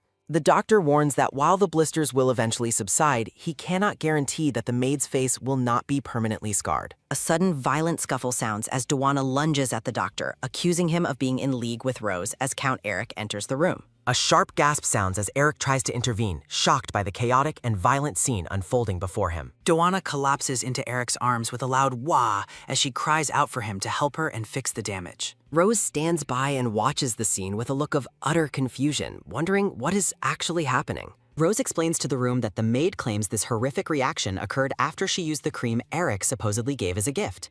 Roze watches her husband's reaction closely, waiting for his response to the accusation. Eric looks completely baffled, asking what gift she is talking about and insisting he would never give her such a thing. A sharp gasp sounds as Eric suddenly realizes that his father might be the one responsible for the suspicious item. Eric orders that all the cosmetics be brought from Roze's room so they can investigate the source of the poison. Eric presents a tray of various cosmetic bottles to the weeping Dawana, telling her to identify the one that caused her face to blister. The blonde maid Dawana frantically tears through the bedsheets in search of a missing item. She sifts through the layers of the bed, whispering to herself that it is nowhere to be found. Dawana panics as she realizes the cream jar with the gemstone and the Count's note are both missing. Accused of throwing the item out, a startled Roze asks if they truly suspect her of such a thing. A rhythmic geobuck sounds as the butler, Gwen, interjects that Roze gave no such order to the staff. Gwen questions why a lowly maid would covet his mistress's belongings, sparking a look of fury in Dawana's eyes. Count Eric sighs and calls for an end to the bickering, stating he will investigate the matter personally. Dawana shouts after Eric in desperation as he turns his back and prepares to leave the room. Gwen gently suggests that Roze go to rest while she thanks him for his steady support. Alone with her disfigured face, Dawana laments the unfairness of her agony after simply using a cream. Her attention is caught by the butler, Gwen, who stands nearby while she clutches her belongings. Gwen warns Dawana that her proximity to the master does not give her ownership of the household. A final cold command echoes in the silence, telling the maid to know her place. Dawana seethes with resentment, imagining herself as the lady of the house and plotting to usurp Roze. As she tries to voice her complaints, the maid suddenly wobbles and begins to lose consciousness. Gwen lunges forward as Dawana faints, calling out her name in a frantic attempt to rouse her. In his grand office, Lord Cedric reviews a letter regarding the gift he left at the mansion. Eric decides to handle Roze personally, regretting that the situation has escalated to such a degree. He writes a firm instruction that no one should concern themselves with Roze until the divorce is final. A soft sk sounds as Cedric looks at his son's defiance, calling Eric an arrogant little brat. A sharp tuck sounds as Cedric tosses the correspondence onto his desk in front of his assistant. Cedric reflects on his plan to retrieve the cream, noting with frustration that it has now disappeared. He hands a note to his assistant, commanding that Serene be instructed to investigate the missing item. Outside, the knight Cerny receives the orders to locate the missing cream immediately. Cern looks down at the instruction with a somber expression, realizing the weight of his new task. In the shadows, the butler Gwen produces the ornate cream jar and calls out to Cerny. Gwen hands the item to Cern, asking him to handle the cleanup for the sake of the mistress. Gwen reminisces about his 30 years of service to Lord Cedric, who was once a man worth following. Witnessing Cedric's vile schemes, the butler resolves that his priority is now protecting the suffering Roze. Gwen asks Cerny if they both serve the madam with the same devoted heart. Cern looks toward the horizon as Gwen pleads for his help in putting a stop to the chaos. The scene shifts to the guest room where a doctor announces that the crisis has passed. The doctor tells Eric that Dawana will be fine and only requires rest to recover. Dawana beams with joy, clasping her hands and announcing to the Count that she is pregnant. Dawana laughs with delight while Eric responds with a hesitant and surprised acknowledgement of the news. The maid's smile falters as she notes Eric's lack of enthusiasm compared to his previous nagging for a child. A gentle pseudom sounds as she strokes her belly, reflecting on the strange feeling of carrying their child. Dawana puts on a pained act, falsely claiming that Gwen tried to violate her while she was alone. She seethes internally, vowing that the old butler will not get away with his perceived interference. Eric rubs his temples in frustration, questioning the validity of the maid's shocking accusation against the butler. A pair of hands clasp together tightly, signaling a moment of desperate agreement or comfort. Eric promises to deal with Gwen, telling the blonde woman to focus entirely on her recovery. Dawana throws her arms around Eric, telling him he is the only person she can truly rely on. The maid reveals her inner malice, deciding to exploit the Count's gullibility to secure her position. Eric approaches the butler in the grand hallway, and Gwen notes that he was looking for him. The Count stands silently for a moment, his posture tense as he prepares to confront his servant. Eric gets straight to the point, accusing Gwen of attempting to lay a hand on Dawana. Gwen is visibly shaken by the outrageous claim, asking the Count what he could possibly be talking about. A sharp hiss sounds as Eric warns the butler that his actions could have put the baby in danger. The Count's boots echo with a rhythmic walk as he departs, leaving Gwen in a state of stunned disbelief. Count Eric declares that he cannot overlook the situation. He coldly delivers the final word on the matter. A rhythmic geobuck sounds as Eric repeats his decision to fire the butler for allegedly assaulting a cherished maid. Gwen stands in stunned silence before his master. Eric mocks Gwen's long-standing habit of feigning ignorance to protect others. Dismissing the maid's accusations as irrelevant, Eric demands to know where his father's gifts were hidden. A rhythmic geobuck sounds as Eric states he only cares about the butler's misplaced loyalty to his father. Eric issues a final aggressive command for Gwen to leave immediately. A soft, rushing swash sound as water flows from a faucet. Roze watches from the window, fearing Gwen is being punished for helping her.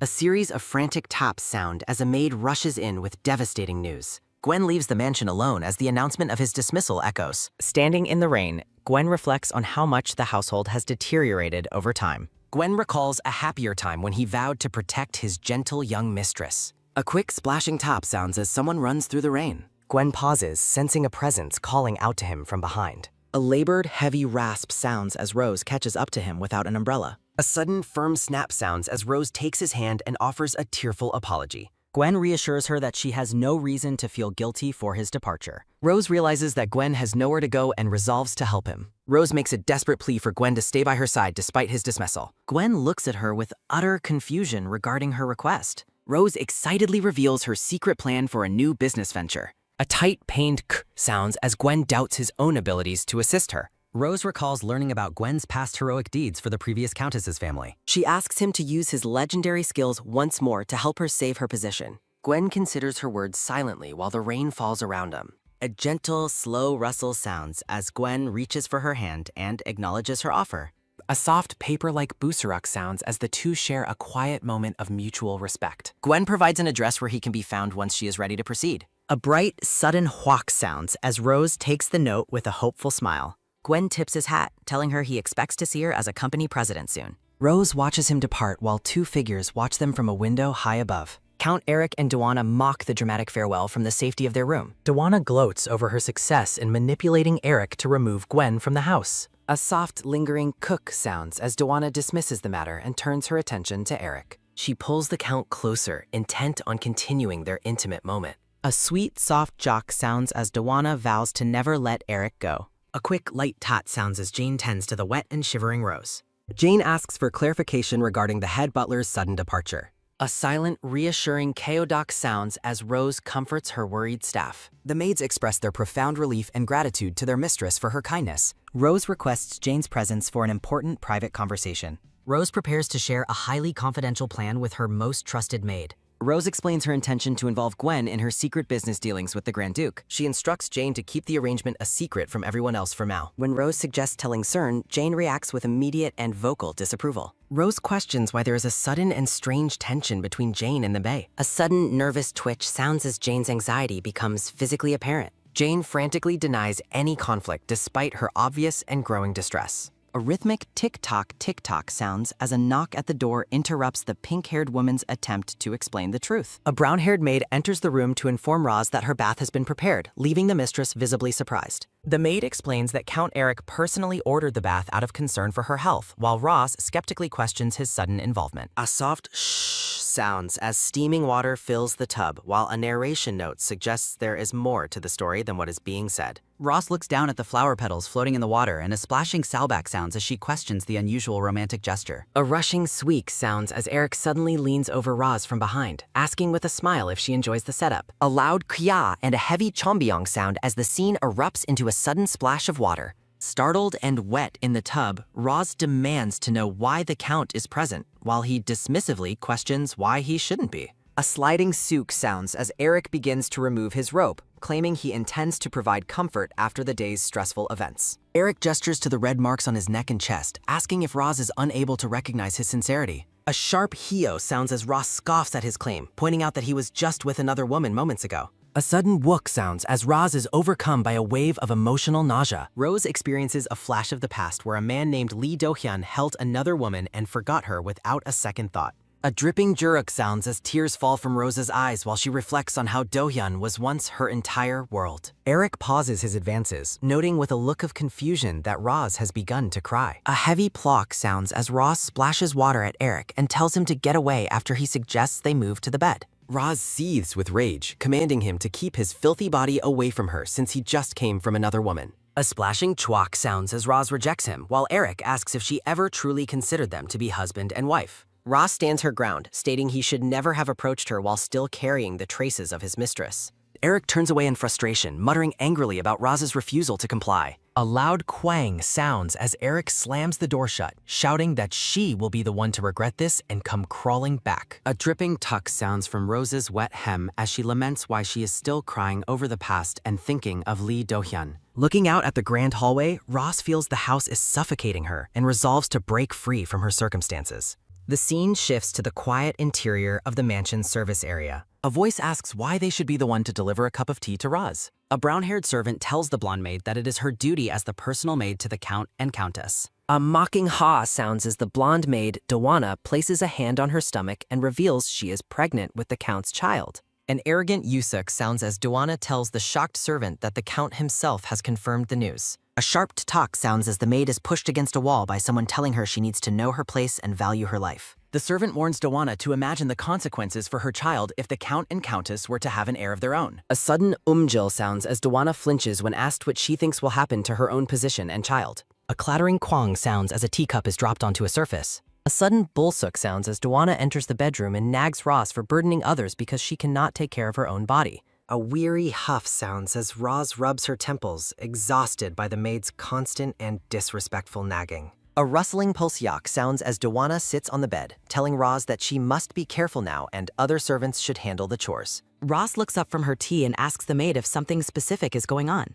Dawana beams with fake joy, clasping her hands together as she triumphantly announces her pregnancy to her mistress. A sharp chwak sounds as Roz drops her cup in shock, asking who the father is and if he even knows about the child. Dawana smiles maliciously, claiming the father promised to handle the situation along with his wife. A joyful kya sounds as Dawana gloats that he promised to make her the countess instead of just a mistress. Dawana looks directly at her mistress, stating that Roz must have realized by now that Eric is the father. Looking at her reflection, Dawana decides she is the one who fits the title of Countess and tells Roz she must step aside. Roz is left in a state of stunned disbelief, questioning if her husband is truly the father of the maid's child. A sliding so-oak sounds as Dawana takes Roz's hands, saying no one can stop a heart from straying in this new world. Dawana puts on a show of mock sympathy while holding the hands of the devastated and silent Roz. Roz looks at the smiling maid and reflects on her past life, feeling a deep and boiling anger rise within her. A splashing chwak sounds as Rose throws her tea at the maid, screaming for her to show some guilt or at least apologize. A sudden bull talk sounds as Dawana stands up in a rage, shouting that the marriage lacked love and Rose only lucked into her position.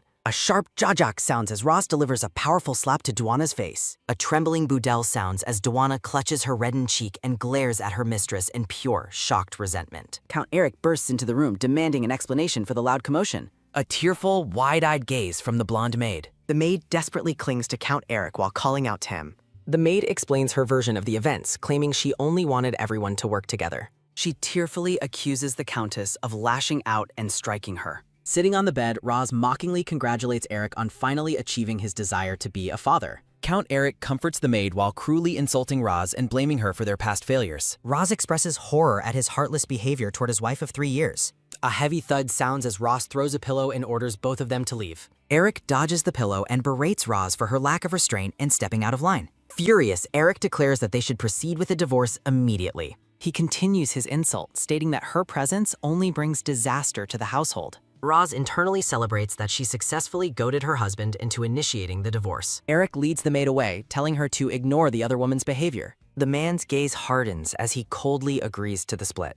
Standing among the flowers, Roz firmly declares her intent to divorce. She adds that she is weary of living with a husband who pursues every woman he sees. Eric mocks her lack of resources, but Roz remains resolute in her decision to leave the suffocating house. Roz reflects on the weight of the divorce she just triggered. A sharp clink sounds as her anger boils over while drinking a cup of tea. She reflects on how he declared it first, so he cannot retract the offer now. She remembers attending banquets specifically to build a support network for this inevitable outcome. A sudden spit sounds as she is startled by an unexpected visitor. The Grand Duke appears and asks why she was so lost in thought that she didn't notice him. Roz looks up and informs the Duke that she has officially left her home. The Duke's expression shifts to one of deep surprise and concern. Roz reveals that her divorce will likely be finalized very soon. A realization of her isolation and lack of a home sinks in. Roz begins to lose consciousness as she considers her future. A heavy thud sounds as the Duke catches the fainting woman while her tea spills. The Duke calls out to her in a panic as she remains limp in his arms. He notes that she is burning up with a severe fever.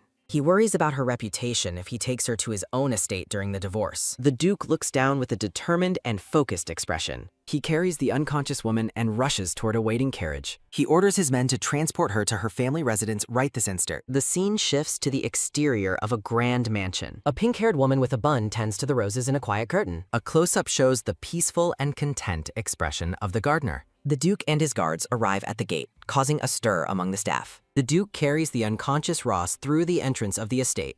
The pink-haired gardener looks up in shock as the group approaches. A sudden thud sounds as the gardener drops her basket of roses in surprise. The Duke informs the woman that Roz is suffering from a severe fever and needs immediate care. A voice calls out from a distance, demanding an explanation for the commotion at the gate. A man with a beard and brown hair appears, identified as Count Serviat. The Count notes that the Duke is the one making a fuss and has brought Roz with him. The Duke urgently requests assistance for the sick and unconscious woman. A text bubble emphasizes that the reason for her arrival is currently irrelevant compared to her health. A quick thud sounds as Count Serviat takes Roz from the Duke's arms and calls for a physician. A high-energy command to move quickly erupts in a jagged bubble. Looking weary, the brown-haired Count Serviat sits by a bed with his head in his hands. Serviat gently touches the hair of the unconscious Roz, lamenting that she finally returned home after 3 years, only to be in such a sick state. A soft, comforting pat sounds as the blonde Duke places a hand on the brown-haired man's shoulder, telling him not to worry since it is just a simple chill. Looking up with heavy eyes, the brown-haired man expresses his gratitude to the Duke. The Duke looks concerned as he asks how it came to be that he had to bring Roz back personally. The Duke reflects on how the divorce will be finalized soon and how he must be careful with his words since she came without her husband's permission. A sudden, sharp jolt sounds as the Duke explains he found her alone at the salon, while the Count's voice rises in shock that she was without even an attendant. The Duke looks on with a steady, blue-eyed gaze while addressing Count Serviat. The blonde Duke asks the brown-haired man if he is prepared to stand by Roz regardless of what choice she makes. The brown-haired man looks down in a moment of silent, heavy contemplation. He reflects on the years spent in tears, unable to even watch over her from afar while all he saw was her husband's disgraceful behavior. Looking at a memory of her wedding day, he concludes that if she chose that path for happiness, it was her right, and he is now prepared to accept anything so long as she is all right. Standing together from behind, the brown-haired man states that this level of devotion is what it means to be a parent. Sunlight filters through a vase of roses as he decides they will hear the truth from her little by little when she wakes. A quick, soft blink sounds as Roz's purple eyes flutter open. A sudden, sharp movement sounds as Roz bolts upright while her parents cry out her name in a frantic shout. Looking around the room in a daze, Roz wonders where she is and remembers collapsing while with the Grand Duke. A sudden, emotional sob sounds as her pink-haired mother looks at her with tearful eyes, noting how much her daughter looks like her.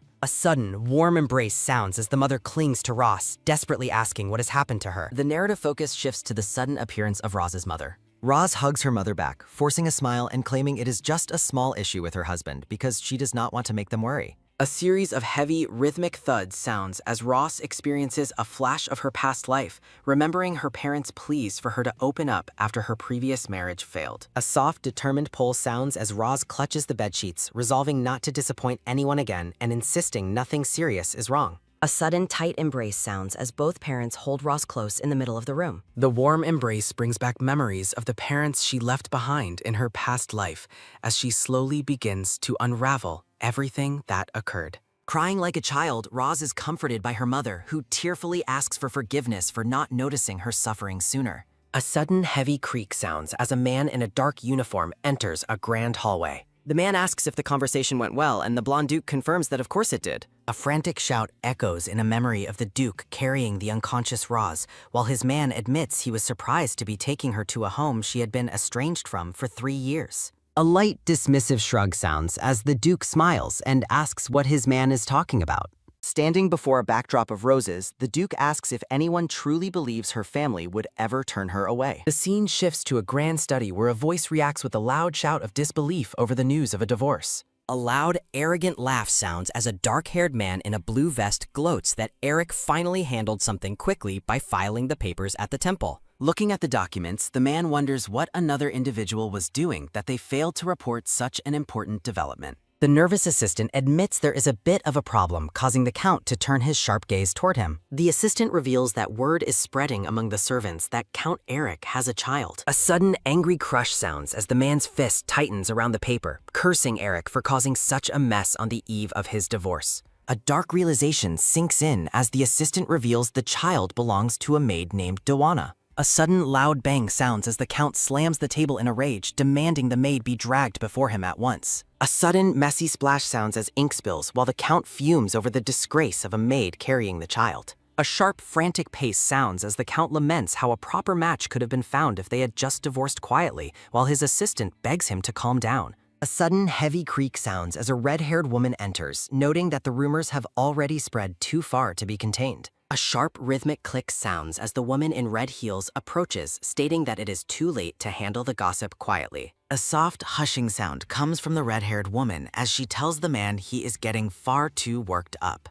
Pictures of the two men are split by a sharp crock as she warns that killing the maid might destroy his already fragile relationship with Eric beyond repair. The Count asks if he is expected to just watch a maid become the lady of the house, but the woman firmly tells him of course not. She reveals she has already spoken with the Marquis of Dykard for a remarriage right after the divorce, though the Count scoffs at the idea of using such a useless family. A sudden, shocked realization sounds as the Count's eyes widen at the implication of her plan. A bright, mocking laugh sounds from behind a fan as the woman gloats that the Dykard family is perfect because they would quietly accept even a mistress. Pointing aggressively, the dark-haired man in the blue vest shouts at the brown-haired assistant to come over immediately. Against a crimson backdrop, the dark-haired man orders a letter to be sent to the Marquis of Dykard right away, insisting that the sooner the wedding date is set, the better. Within a grand hall, a voice questions if the letter being held is truly from the Wenz family. Holding the document, the red-haired Marquis Dykard mutters that the situation is honestly unbelievable. A soft thud sounds as the Marquis places the letter on the table, noting that it hasn't been long since the divorce, and the Wenz family is already pushing for the earliest date possible, while the red-haired Beliard Dykard suggests they must have their reasons. Looking weary, Marquis Dykard rubs his head and admits that seeing them act so one-sidedly makes his stomach turn, while a sliding sound echoes as Beliard stands among pink roses and tells her father they have no choice. Touching his mustache with a soft click, the Marquis reflects that with imperial authority in decline, moderates like them must form ties with the noble faction to survive, which involves catering to their whims under Duke Fliché's protection. A loud bang sounds as the Marquis slams the table, furiously asking how they dare try to dump their scoundrel son on his family, while Beliard looks on calmly. Placing a gentle hand over his with a soft pat, Beliard asks her father not to get angry. A narrative bubble reveals she has made specific preparations for a moment just like this. A sudden knock-knock sounds at the door, and an attendant informs Beliard that he has brought the woman she requested. Looking fearful, a woman with short red hair and green eyes enters the room and hesitantly asks if they called for her. A light, mocking laugh sounds from Beliard as she stands by her seated father, remarking that it's truly strange how much she and the woman look like twins. Beliard asks the woman Emily if it is true her younger sister went missing 5 years ago. Emily's eyes widen as she confirms the fact and desperately asks if Beliard knows something about her sister, to which Beliard replies that if she performs well, she might even let her see her. A sudden click sounds as Beliard produces a knife, accepting Emily's profuse thanks while stating there is one condition to their arrangement. A sharp shing sounds as Beliard pulls her own long red hair forward and holds the blade to it. A quick snip sounds as Belliard hacks through her hair, causing Emily to cry out to her lady in shock. With the rustling sound of falling tresses, Belliard dismissively says it is fine because long hair can be cut, but short hair cannot be grown back instantly, then turns to her father and asks if they finally look identical. A firm squeeze sounds as Belliard takes Emily's shoulder, reminding her that she freed her from prison and provided her with food and clothing for a reason. Looming like a dark shadow, Belliard orders Emily to act as her perfectly without ever being found out as a fake, promising to reunite her with her sister if she succeeds. A sharp clench sounds as Emily squeezes her eyes shut in terror, unable to speak. A light, melodic humming sounds near a vanity topped with perfume and jewels. Admiring herself in a mirror, a long-haired blonde woman thinks that the elegant gown she is wearing is finally good enough for her. With a sudden thump, the blonde woman throws a bundle of clothing at a freckled maid and orders her to keep that one while burning her shabby old dress. The blonde woman scoffs, asking why anyone would think she'd wear something cheap that Roze ordered, and declaring she will have something worthy of her own elegance made. She points to items on the floor and demands they be cleared away too, while the freckled maid protests that those were wedding gifts. Looking down on her, the blonde woman asks if she has to spell every single thing out for her. A quiet mumble sounds as the maid clenches her teeth, while the blonde woman asks if she has caught Roze's stupidity from being around her too long. A loud bang sounds as the door is slammed shut, with the blonde woman shouting for the maid to clear everything away quickly if she understands. Releasing a weary sigh, the freckled maid wonders where her lady is and how she's living, lamenting that she left so suddenly, without a goodbye. A sudden gasp sounds as a dark-haired knight in a red uniform appears behind her, asking Jane if she is all right. Jane turns away with a sharp whoosh, identifying him as Sorn and saying she's busy and needs to leave, while he mentions hearing a loud noise as he passed. A quick grab sounds as the knight catches her arm and begs her to wait. Jane turns back with a glare, asking how a traitor dares talk to her after driving the lady away just as Sir Cedric wished. A soft shishing sounds as a paper is pulled out and thrust toward her. Jane looks at the paper in shock while the knight explains it is a letter the lady left for them in her room. Surprised, Jane asks if the lady really wrote a letter even for him, and he replies it was just words of thanks, while privately thinking he should have told her the truth sooner. Against a vibrant pink background, a heavy thud sounds as the knight wonders if he realizes how much he betrayed someone who trusted him so deeply. A memory shows the pink-haired Roze walking happily with her servants, while a bubble notes that the lady always cared for them sincerely. Clinging to the paper, the knight explains that he hid the letter so no one would destroy it, wanting to give it to her himself. Looking at him with wide, tearful eyes, Jane hears him say he would have done it even if it meant she only looked at him with resentment. Turning away, the dark-haired knight simply says that is all. A sudden, heavy sob sounds as Jane clutches the letter to her face, crying out for her lady and wondering what she should do.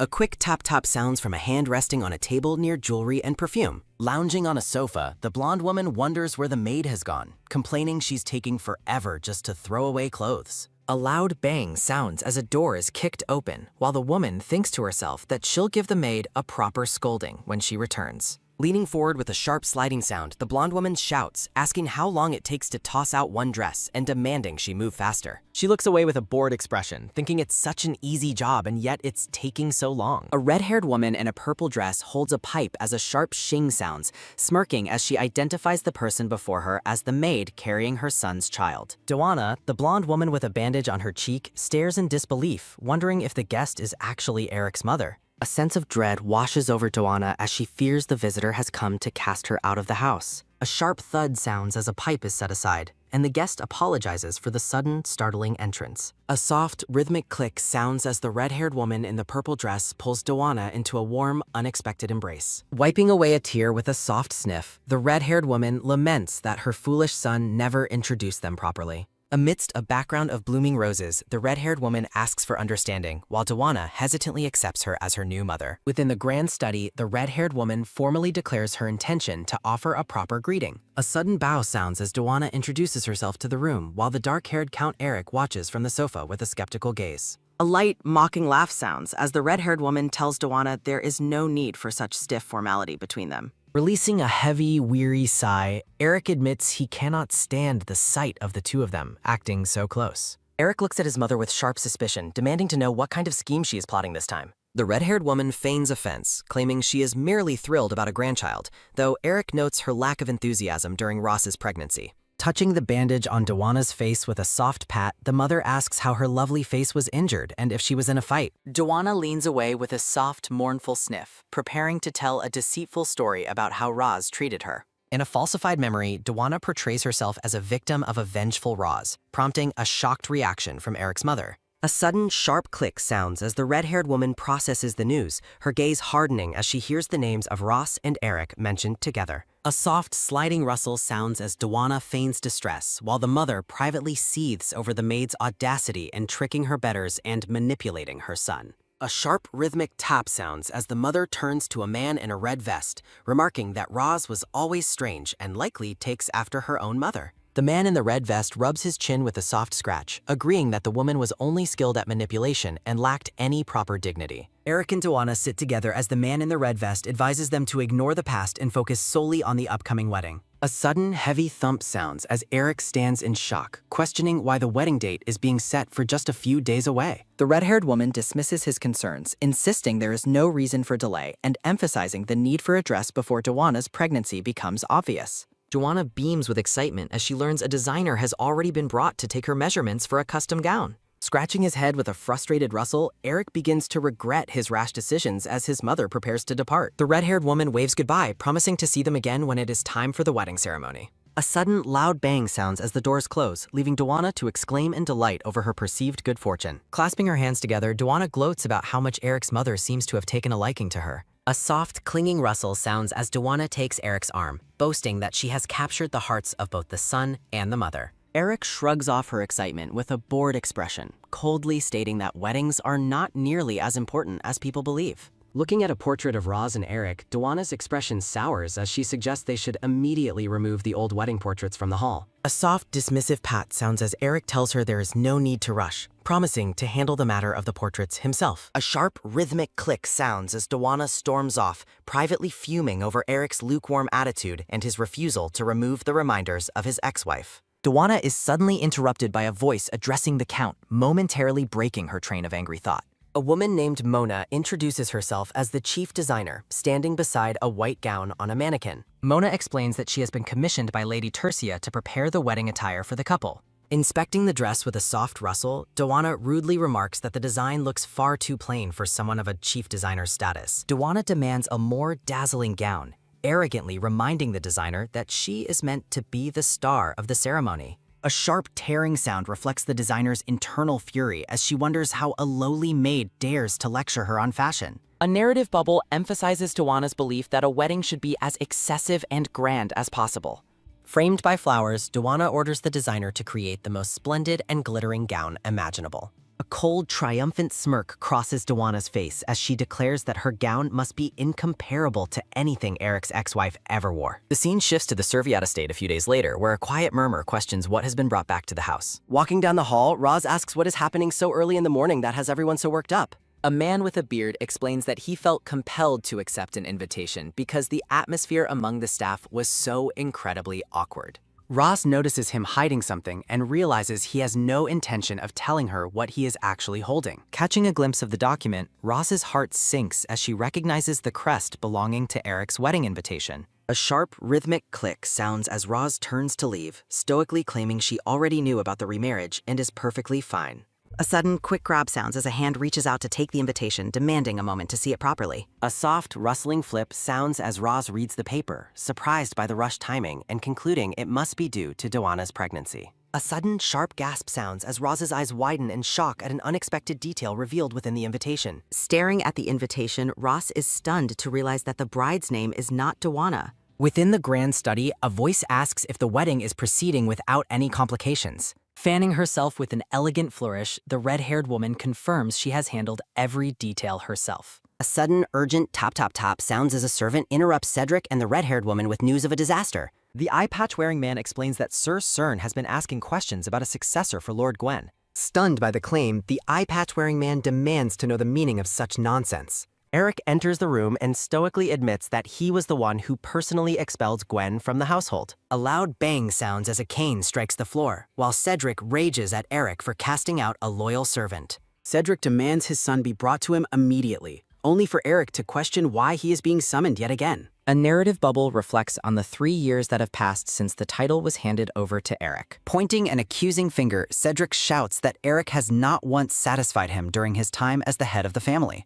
A soft, dismissive tisk sounds as Eric clenches his jaw in visible frustration at his father's words. Eric stands and demands to know why his father is causing another scene over the dismissal of Gwen. While Eric insists he had a valid reason for the dismissal, Cedric dismisses the excuse as being based on something petty. A memory depicts Gwen's 3 decades of devotion, while Cedric warns that even a fool should listen to wiser men. A heavy, thunderous thump sounds as Cedric slams his hand down, ordering Eric to take responsibility and bring Gwen back. Eric remains defiant, coldly informing his father that he will marry the person he has chosen for himself. Amidst a background of blooming roses, Eric holds Doana close while declaring that her status will not matter once she is Countess. A sharp whistling snap sounds as Cedric throws a letter, refusing to ever accept the woman as his daughter-in-law. Eric stands in shocked silence as his father commands him to marry the youngest daughter of Marquis Dickar instead. The scene concludes with a formal transition. A sharp, grinding crack sounds as Eric grit his teeth in a display of mounting fury. Eric shouts back at his father, asserting his authority as Count and declaring his own house decisions final. Cedric steps forward with a sharp sliding sound, mockingly dismissing Eric's wedding plans as mere doll playing. A sudden, violent crack sounds as a heavy tray is thrown across the room, striking the defiant Eric. Clutching his bleeding forehead, Eric hears his father claim he has been spoiled into arrogance. A dark, oppressive aura fills the room as a memory of a child being dragged to a basement for re-education surfaces. With blood running down his face, Eric looks on in terror as the mention of the basement triggers a traumatic memory. Eric stumbles away, the weight of the past and the current conflict leaving him physically and emotionally shaken. Clinging to a cane with a sharp sliding sound, the bleeding Eric resolves that he can never return to that horrible place. A sudden, sharp shout of Eric's name echoes through the dark and tense room. A sudden, sharp crash sounds as a ceramic teacup shatters against the floor. With a soft, rhythmic click-clack of her heels, the red-haired woman approaches a girl kneeling on the floor. Firmly grabbing the girl, The mother threatens the red-haired girl and her brother with a quiet disappearance if she fails to perform her role. A soft, rustling crunch sounds as a hand tightly bunches the fabric of a dress in silent distress. Looking down with a cold smile, the mother orders Emily to forget her past and become the perfect Belriar. Emily agrees to the deceitful plan, promising to ensure her true identity is never discovered for her brother's sake. A soft, satisfied rustle sounds as the red-haired woman expresses her pleasure at the girl's cooperation. Holding Emily's hands, the woman encourages her to try again, labeling her the star of the upcoming wedding. A narrative bubble reflects the mother's promise to transform the girl into an elegant and glamorous bride.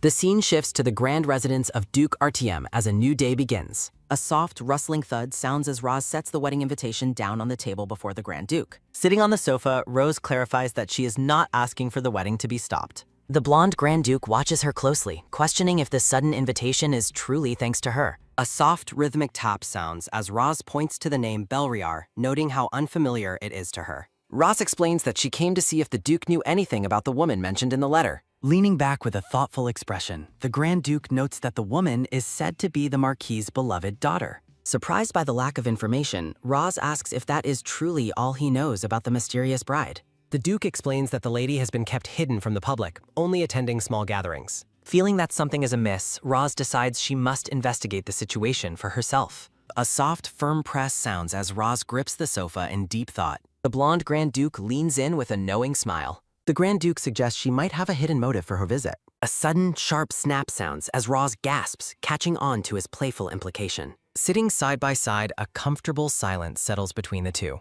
A soft, rhythmic chatter sounds as the Duke promises to share more details once he returns. Surrounded by radiant blossoms, Roze enthusiastically vows not to let her benefactor down. The Grand Duke exhales a soft, weary sigh at her boundless energy. A sudden sharp chime sounds as the scene shifts to a quiet tea house. Roze looks exhausted, noting that their simple meeting has lasted much longer than intended. The sky turns a fiery orange as the sun begins to set over the city. Roze reflects on how Gwen's hard work has finally stabilized the foundation of her plans. A sudden, quick pattering sounds as Roze rushes through the twilight streets to return home. A sudden, heavy thud sounds as the scrolls slip from her grasp. A sudden, sharp gasp sounds as Roze bumps into a dark-haired man named Cern. Cern immediately expresses his concern, asking if the lady has sustained any injuries. A soft, rhythmic rustle sounds as Roze brushes off the dust and reassures him she is fine. Cern offers to carry her things and escort her home as an apology for the accident. A warm nostalgia fills the air as they resume their old dynamic. The grand estate glows under the fading light of the evening sun.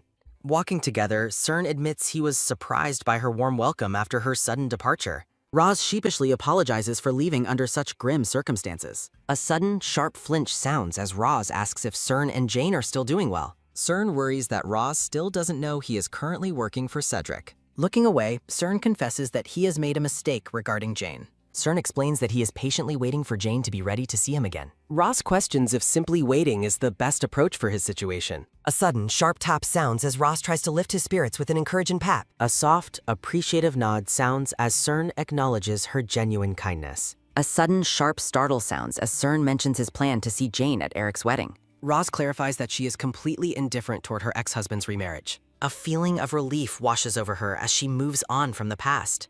A haunting montage reveals the trauma of a blood-stained basement that both Eric and his mother remember as hell. A formal notice credits the translation team for their work on the chapter. A soft, comforting voice reassures Eric that everything will be all right despite the current conflict. The red-haired woman dismisses Cedric's anger as typical, unnecessary fussing. Eric lies with his head in his mother's lap while she admits that his father's actions went too far. A soft, gentle brush sounds as the mother apologizes to her son for the injury he received. A soft, soothing slide sounds as she comforts Eric, urging him to keep his spirits up. Looking into his eyes, the mother affirms that Eric is still the proud heir of the Count Wentz. A sharp, satisfied smirk sounds as the mother tells Eric to focus only on the upcoming wedding. A grand chandelier hangs above as the final seating arrangements for the wedding are discussed. The Grand Duke kindly asks if there's anything he can do to lighten her burden. The Grand Duke urges Roz to ask for help while she privately wonders about her own emotions. Haunted by thoughts of the wedding, Roz recalls the cruel treatment she endured from Dawana and Giyeru. A soft, pensive hum sounds as Roz contemplates whether she can ever truly forget the past without regret. The Grand Duke notices her lack of focus and asks if something is bothering her. A sudden, tight tightening sounds as Roz grips her dress, admitting the wedding is on her mind. Rose explains that she wants to see Dawana with her own eyes to finally put her bitterness to rest. The blonde Grand Duke informs Rose that she absolutely must attend the wedding. A sudden, sharp startle sounds as the pink-haired Roz looks on in stunned silence. Firmly placing his hand on the table, the Grand Duke declares that he will accompany her to the event. He urges her to hurry, mentioning they need to make a stop along the way while Ross reacts with utter confusion. A brown-haired woman warmly welcomes the Grand Duke to a boutique filled with elegant wedding attire. Roz is awestruck by the sheer size and luxury of the establishment. Leaning in close, the blonde Grand Duke whispers something to the flustered pink-haired woman. The shopkeeper asks if they should begin preparing Ross, while the girl worries if 30 minutes will be enough time. With an apologetic smile, the woman explains that 2 hours are required for a full transformation, including hair and makeup. Roz realizes that their timeline is incredibly tight. A sudden booming shout echoes through the shop, startling the employees. Orders are barked to gather every employee and present every dress in the collection immediately. A soft, rhythmic click-clack sounds as the shopkeeper leads the pair further into the boutique. Roz worries that being seen together will spark rumors, but the Duke remains indifferent to public gossip. Looking at her seriously, the Grand Duke admits that his only concern is for her well-being. A warm, heartfelt emotion swells within Roz at his unexpected display of care. A soft, rhythmic click-clack of heels sounds as the staff members approach. Surrounded by blooming flowers and luxury items, the team vows to make Roz look perfect for the occasion. The shopkeeper escorts Roz away while the Grand Duke waves and promises they will reunite shortly. The blonde man waits patiently with a soft, knowing smile on his face. A narrative transition shifts the scene to the Serviat estate as it appeared 12 years in the past. A young blonde boy looks on with a cold, distant expression while a pink-haired girl stands nearby.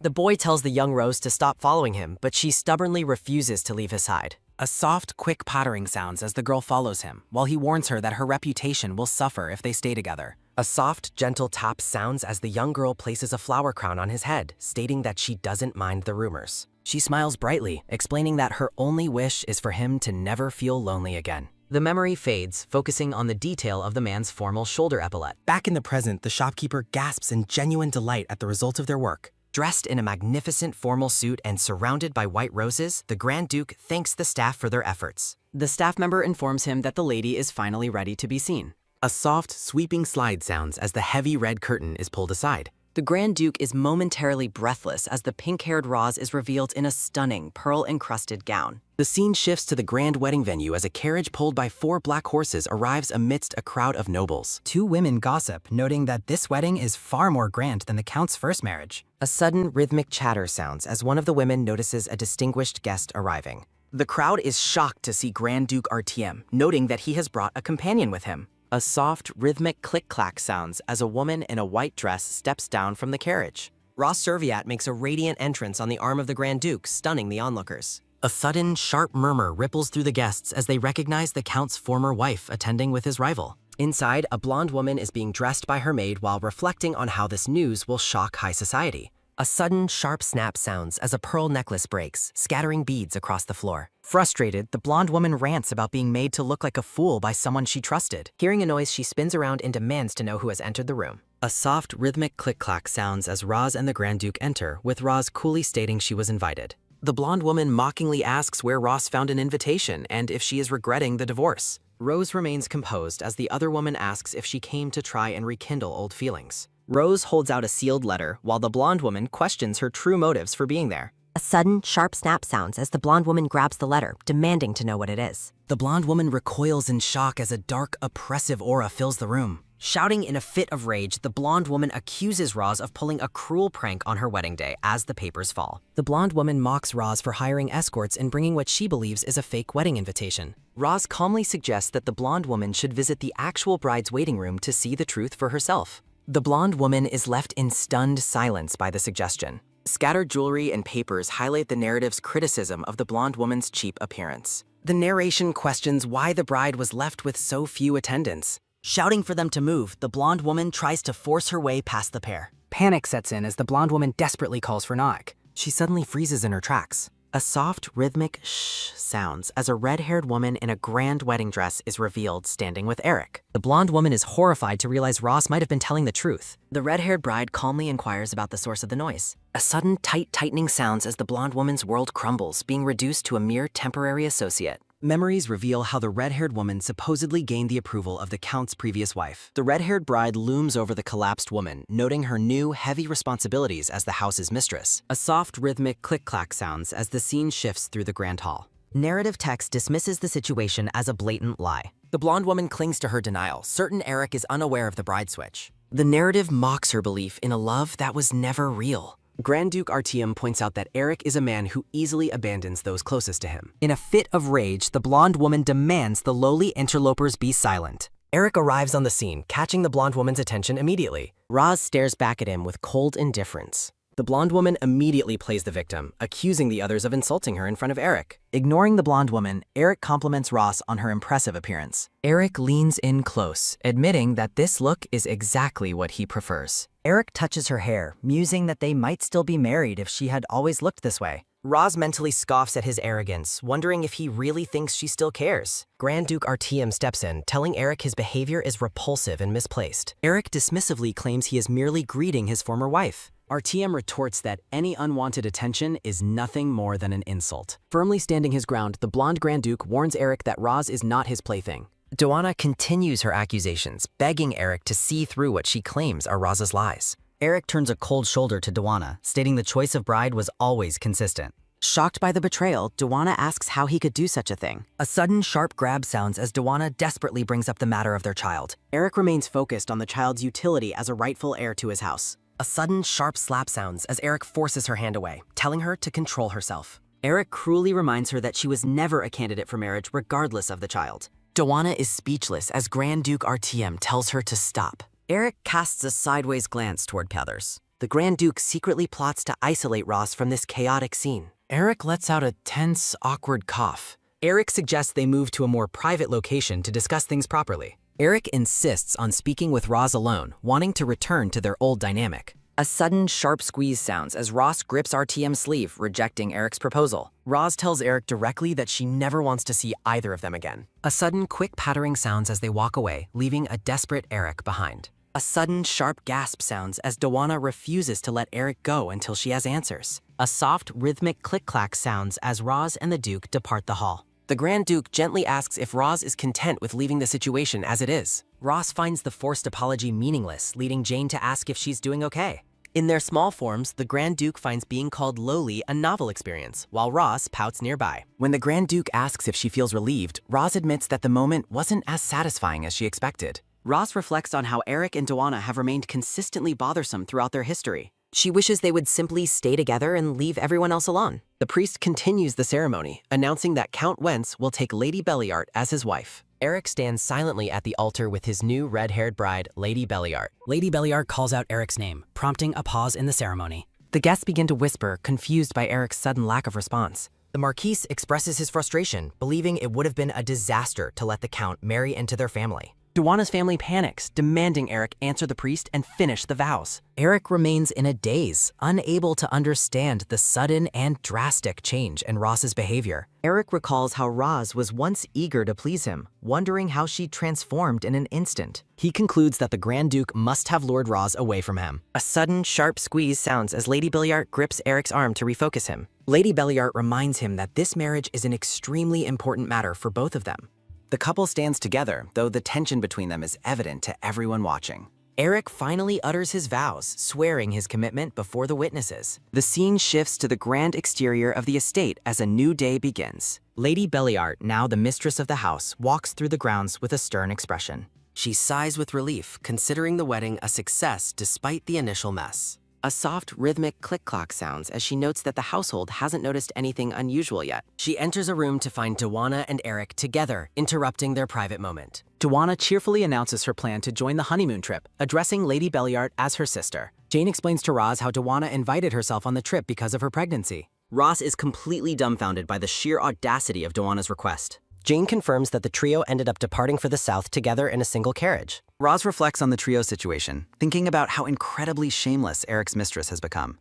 Jane sighs, describing the unbelievably tense atmosphere currently plaguing the Count's estate. Roze suggests that Jane should quit her current position and come work for her instead. Jane admits she would love the offer, but is held back by her current personal situation. Roze rests her chin on her hands, smiling softly as she considers her next move. A sudden, sharp tap sounds as Roze strikes the table to get Jane's full attention. Roze stands up abruptly, catching Jane off guard with her sudden enthusiasm. She reveals her ambitious plan to launch a new business venture called a department store. Duke Artyom suddenly covers Rose's mouth, chiding her for discussing business matters so carelessly. He asks if it's wise to share secrets, while Roze insists that Jane is trustworthy. In their small forms, the Duke warns about her trusting nature, while Roze defends her need for reliable staff. Artyom eventually relents, asking to hear the general concept of her proposed business. The pink-haired woman and the blonde Duke lock eyes in a momentary silence. Jane admits she understands the goal, but feels she can only assist with basic tasks. She explains that a department store would need to appeal to high-ranking noblewomen who set the trends. Roze realizes she lacks the social circle to properly discuss such high-society tastes. Jane notes that Roze isn't exactly in tune with what younger people currently prefer. A sudden, sharp clap sounds as the Grand Duke brings the conversation to a halt. He decides that he will introduce Roze to Princess Diana to help her business. Roze is stunned by the offer, while Jane looks on with excitement at the potential connection. Rose's eyes light up as she realizes this is the exact breakthrough she needed. The narration details how Princess Diana's influence at the Imperial Palace dictates all fashion and trends. Overwhelmed with gratitude, Roze exclaims that the Grand Duke is a genius. Grand Duke Artyom offers his full support as an investor and praises the princess's intelligence. Roze expresses that simply meeting the princess would be a monumental honor. As the pair continues their conversation, Jane watches from behind with a growing sense of unease. Jane recalls a specific event involving Lord Cedric that matches the current conversation. Visions reveal a plot to assassinate the princess during her birthday toast using a sabotage chalice. The plan aims to frame the Duke for the princess's certain collapse. Jane approaches Roze and urgently requests a moment of her con. Roze warmly welcomes Jane to speak her mind without hesitation. Jane insists that the information must be shared in absolute privacy. Jane emphasizes the extreme importance of the matter she needs to discuss. Roze looks on in silent confusion at Jane's intense behavior. Roze asks the Grand Duke to step away for a moment to accommodate Jane. A sudden, sharp crash sounds as a teacup shatters on the floor. Roze is horrified by the cruelty of the plot targeting the princess and the Duke. Roze is struck by a sudden, chilling realization. Grabbing Jane, Roze asks who else is aware of this and checks if she is safe. Jane clarifies that she is fine and that she discovered the secret on her home. Jane intends to warn the Duke, but expresses her wish for Roze to distance herself from him. Jane reflects on the tragedies of the past and warns Roze of the looming danger. Memories surface regarding the auction and the significance of the Tear of Luna. Jane pleads with Roze to avoid getting caught in any further dangerous situations. Roze acknowledges that Jane's concerns for her safety are entirely justified. Roze expresses her desire to be remembered for her business success rather than her past marriage. Roze stands with newfound determination among the flowers. Jane commits to preparing even more thoroughly for the upcoming banquet. Jane informs Roze that it is finally time to close the shop for the day. Jane asks Roze to make a single solemn promise before they part.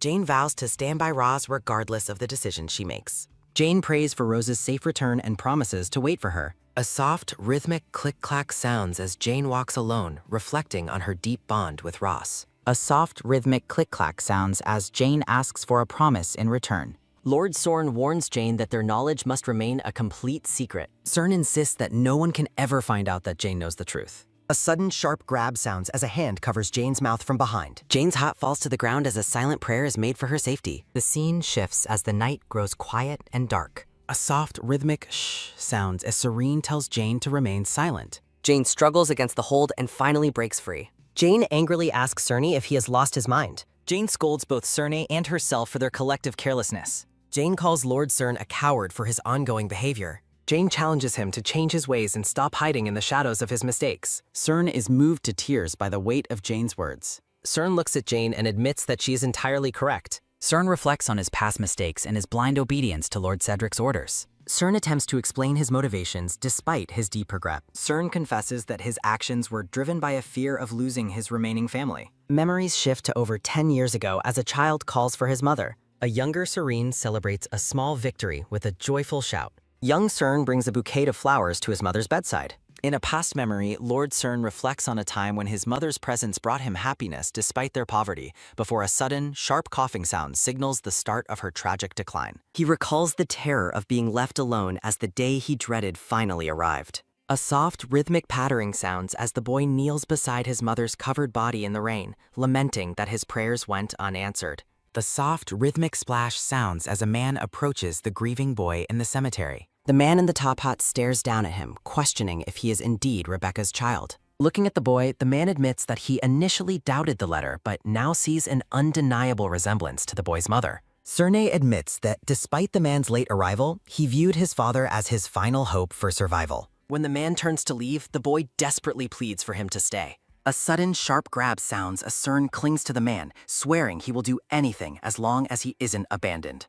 The young boy's gaze is filled with a desperate intensity as he realizes this man is his only remaining family. While the silver-haired man is appalled by the child's boldness, Cern's father silences him and finally agrees to take the boy with them. Back in the present, Jane is visibly shaken by the tragic details of the story she has just heard. Cern takes Jane's hands, explaining that he felt a need to be completely honest with her because of her genuine kindness. He gazes at her with a soft expression, promising to do whatever is necessary to protect her. A light, airy laugh sounds as Jane reacts to Sorna's intense declaration. As the evening deepens, Sir Men suggests they conclude their conversation and head home. The scene shifts to the estate, where a voice from above calls out to observe two figures walking below. From a balcony, the nanny scolds Lady Belliart for the lack of discipline in the mansion, citing the servants' laziness as proof. Lady Belliart offers a gentle smile, suggesting that everyone needs a bit of leniency and room to breathe. A close-up of the red-haired woman reveals her sudden, sharp intake of breath as the nanny addresses her directly.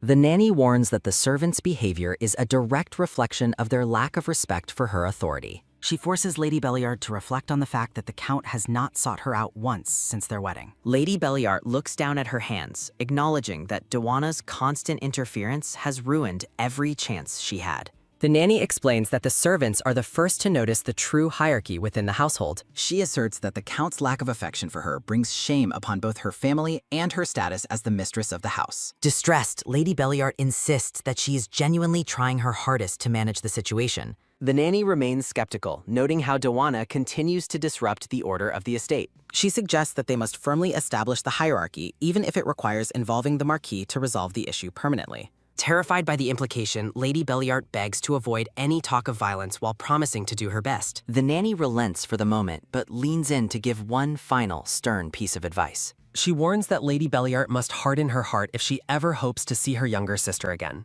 The red-haired woman stands trembling under the nanny's oppressive and calculating gaze. A dark atmosphere surrounds the final command for the lady to do her absolute utmost. A soft, rhythmic rustle sounds as a voice calls out into the bright garden, looking for the Count. The blonde mistress searches the grounds, certain that she heard he was nearby. She eventually finds Eric and Lady Belliart sitting together at a tea table under the trees. Duana joins them, cheerfully expressing her desire to go on another trip after her enjoyable time in the south. Eric questions if it would be more prudent for her to stay at the manor and rest. Duana scoffs at the suggestion, asking if he is worried that she might overexert herself and lose the child. A sudden, sharp step sounds as Dawana approaches the table with a cold look. She accuses the red-haired woman of secretly wishing for her to have a miscarriage. A soft, rhythmic click sounds as Lady Belliart sets down her cup, calmly stating that her concern is genuine. Standing up to face her, Lady Belliart reminds Dawana that the child is a member of the Count's family, regardless of the mother's low status. Dawana is overcome with a sudden, sharp shock as she reacts to the insult regarding her low birth. Lady Belliart declares that she only tolerated the disrespect out of mercy for Dawana's background, not because it was earned. She scolds the blonde woman for her lack of shame, noting that her poor upbringing is evident in her behavior. Dawana trembles with rage, insisting that the position of Countess was meant for her, while Eric watches the conflict with visible exhaustion. Eric lets out a long, weary sigh, finding the entire argument incredibly tiresome. He reflects on how their constant bickering has ruined the peaceful and warm life he originally desired. In his mind, he sees a vision of Roze and wonders why everything changed so drastically. Dawana insists that Eric must clarify the situation immediately. A soft, rhythmic click-clack sounds as Eric cuts her off and demands silence. Eric ignores the red-haired woman and warns Dawana to be more cautious in her behavior. As Eric walks away, Dawana screams after him, questioning whose fault this mess is. Dawana turns with a furious expression, convinced that everything is going wrong. A sudden, sharp splash sounds as Lady Belliard pours tea over Dawana's head, threatening her and the child's life. Drenched and humiliated, Dawana listens as Lady Belliart tells her to remember this moment well. A sudden, sharp crash sounds as a cup shatters, serving as a final warning to Dawana. A soft, rhythmic creak sounds as Eric enters a room alone, looking weary. A soft, rhythmic thud-thud sounds as he walks deeper into the quiet mansion. Sitting by his wedding portrait, Eric reflects on the chaos that followed the ceremony. He wonders if the trouble actually began much earlier than he realized. A nostalgic memory of Ross's bright smile surfaces in his mind. He remembers them standing together in a garden under a famous ancient tree. A soft, rhythmic whoosh sounds as Eric asks Roze if she truly enjoys the scenery. A sudden, sharp gasp sounds as Roze excitedly confirms her happiness and takes his hand. She expresses her joy at being together on their very first trip as a married couple. A soft, rhythmic huff sounds as Eric is briefly taken aback by her constant affection. Roze gently pulls him along, insisting that they explore the garden together. Eric reflects on how she once loved him unconditionally, with her gaze always fixed on him. A soft, rhythmic pot sounds as she guides his hand to a specific spot. Ross asks him to never forget the eternal vows they made at their wedding. She solemnly pledges to stay by his side regardless of the path they take. A soft, rhythmic rustle sounds as they stand together among the fallen petals. A sudden, sharp thud-thud sounds as Eric flinches at the bitter memory of his father's coldness. He concludes that nothing in life, especially love, is truly permanent. Eric expects Roz to be the first to divorce him once his usefulness has ended. He firmly rejects the idea that their relationship must end this way. Ross' voice echoes in his mind, telling him to focus on their current happiness. Eric sighs heavily, remembering her promise to never leave him. A look of cold realization crosses the black-haired man's face. He questions why he is sitting around feeling sorry for himself. A soft, rhythmic top-top sounds as he decides that Roz belongs to him. Eric orders a carriage, certain that Roz is only sulking and won't actually leave. His servant asks where they are going, while Eric convinces himself of Roz's devotion. Eric declares they are going to the Serviette estate to find his wife. A sudden, sharp snip sounds as Roz is startled while trimming her flowers. Roz turns in confusion, demanding to know who has arrived at her home. A soft, rhythmic top-top sounds as she approaches the door, annoyed by the interruption. A sudden, sharp bang sounds as she bursts into the room to find Eric waiting. Roz is frustrated that Eric has the nerve to show up after their divorce. A soft, rhythmic huff sounds as Eric casually dismisses her anger at his unexpected visit. A sudden, sharp clatter sounds as Roz reacts to his dismissive attitude. Roz's eyes go wide as she notices a detail about Eric's hand. Eric smugly suggests that they should both head to bed together immediately. A soft, rhythmic swish sounds as Roz indignantly refuses his arrogant demand. Eric tells her to stop playing games and take the opportunity he is offering. A sudden, sharp gasp sounds as he asks if this isn't what she always wanted. Eric asks if her current behavior is just a ploy for his attention. A soft, rhythmic gasp sounds as Roz is left speechless by his total lack of awareness. Eric smiles smugly, convinced that Roz is still under his thumb despite her recent defiance. Roz hides her face in distress while Eric plots to coax her further into his control. A sudden, sharp thwack sounds as Roz finally lashes out in anger. Eric clutches his red cheek while Roz labels him despicable for appearing after his remarriage. Stunned by the forceful slap, Eric stares at Ross in utter, speechless disbelief. Eric demands to know if Roz is truly unfazed by his personal attempts to soothe her. Roze's eyes widen in confusion as Eric abruptly holds up 3 fingers before her face. Eric offers to let Roze be Countess again if she returns to him within 3 years. He dismissively notes that things only became complicated because of her unfortunate miscarriage. Roze clenches her fist, horrified that he expects her to raise his mistress's unborn child. A sudden, loud bang sounds as a gunshot violently interrupts Eric's arrogant display. Terrified, Eric shouts at the person who dared to point a gun directly at him. Roze's father steps forward, coolly confirming that he is the one responsible for the shot. Holding a rifle, the brown-haired man declares he has reached his limit with Eric's presence. He roars at Eric to get out of his house immediately, calling him a scoundrel. Eric is forcibly ejected from the mansion, shouting that they have all gone completely mad. Eric stomps away, seething with rage at being treated like a common criminal. A soft, rhythmic rustle sounds as Eric discards his cloak in a fit of pique. Eric orders a nearby maid to tell Lady Belliart to prepare for his arrival later. With a dark look, Eric promises that Roze will regret her defiance very soon. He vows to make her come crawling back, consumed by her own blinding jealousy. Servants gossip about the new mistress while a soldier in a red uniform listens intently. The soldier ponders Dawana, reflecting on how she has recently turned away from him entirely. He recalls how Dawana used to seek him out constantly before her current schemes began. A memory surfaces of his secret affair with Dawana before she became Eric's mistress. Seeing an opportunity in the household's chaos, the soldier decides to visit Dawana's room. In her room, Dawana stares at the scar on her face with mounting frustration. She curses Roze, realizing that even makeup cannot hide the mark for much longer. Dawana reflects on how separating Eric from Lady Belliart was only the first step. She feels increasingly uneasy about Eric's cold and distant behavior toward her lately. A soft, rhythmic top-tap sounds as a knock interrupts Dawana's brooding. She swings the door open to find the soldier in the red uniform waiting. The soldier mocks her lack of caution as Dawana reacts with visible shock. Furious, Dawana demands to know why he is barging into her room uninvited. She insists that their past relationship is over and they have no more business together. The soldier gives a knowing, sinister smile as he prepares to deliver his news. He asks if she knows who has just entered the mistress's room, claiming it's good news.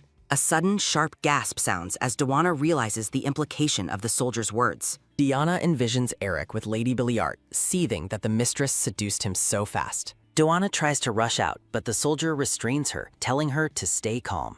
He explains that the nanny is guarding Lady Belliart's door to prevent Dawana's interference. Pinching her cheek, he mocks Dawana for underestimating the power dynamics in the mansion. He warns that Eric knows of her antics and her life may be at risk. Dawana's expression softens as she realizes the truth in the soldier's blunt warning. The soldier picks her up, suggesting they focus on preventing Lady Belliart from conceiving. Dawana sighs, deciding she must find a new way to reclaim her position. A soft, rhythmic click sounds as Eric enters Lady Belliart's quiet chambers. Eric climbs into bed with the red-haired woman as she looks on in silence. Dawana embraces her lover, admitting to herself that his face is quite pleasing. The brown-haired soldier suggests that Dawana deserves a better man like himself. Dawana lies in bed and wonders why the man beside her is so obsessed with the Count. A soft, rhythmic smack sounds as a kiss is exchanged, and she silently labels the man a complete idiot. Dawana reflects on how Eric's power and high status are exactly what Roze desired, and she notes that a low-ranking knight could never hope to be by her side. She contemplates that she might still find a way to make good use of him. The brown-haired soldier tells her to stop killing the mood with her talk because it is unprofessional, while Dawana tells him to focus and mentally tells him to wait and see. With a smug look, Dawana vows that she will be the one who gets the last laugh in the end. Dawana blinks awake, noticing that her surroundings feel much warmer than usual today. She is startled to realize that the soldier is still lying in bed beside her. A sudden, sharp thud sounds from somewhere in the mansion. The soldier scratches his head and grumbles about why it is so noisy this early in the morning. Panicked, Dawana hits him with a pillow and demands to know if he is insane for staying, fearing that someone will see him. A soft, rhythmic meow sounds, causing Dawana to freeze in suspicion. The soldier hears it too, and Dawana urgently tells him to hurry up and get out. Dawana stares at a moving pile on the floor and wonders if the sound is coming from over there. She worries that someone is trying to pull a scheme like they did last time and vows not to let it slide. A sudden sharp rustle sounds as she demands to know what is happening now. A small white cat suddenly leaps out from the shadows. Surprised, Dawana catches the tiny creature in her hands. The soldier asks if they are even allowed to keep a cat there, but Dawana dismissively says she will raise it if she wants to. She realizes that she got worked up over absolutely nothing. Holding the cat, she decides it is a perfect distraction since she was bored anyway. A soft, rhythmic mew sounds as she declares that the cat's name will be Hayoung from now on. The scene shifts to the Grand Duke's residence, where stacks of books sit on the floor. A blonde man lies across a couch, resting after a long night of work. A soft, rhythmic top-top sounds as a knock alerts the golden-haired man. A red-haired man enters with a large dog, asking if His Grace spent the night there again and announcing a letter from Serviat. The blonde man sits up abruptly, questioning the news in surprise. The envelope is handed over to him. He observes that the letter is marked as urgent. He reflects on how Ross letters are usually only about business projects or gifts for banquets. The red-haired aide asks if he isn't focusing a bit too much on that matter lately, even considering his connection to the family. The blonde man remembers a memory of Ross and wonders who else goes around discussing business so casually. He admits that she is all he has been thinking about lately. He tells his aide that if his interest is that obvious, he will try to be less obvious about it. The red-haired man crosses his arms and tells him he should be focusing on finding the necklace instead. The aide watches him with a concerned expression. The blonde man rests his chin on his hand, lost in thought.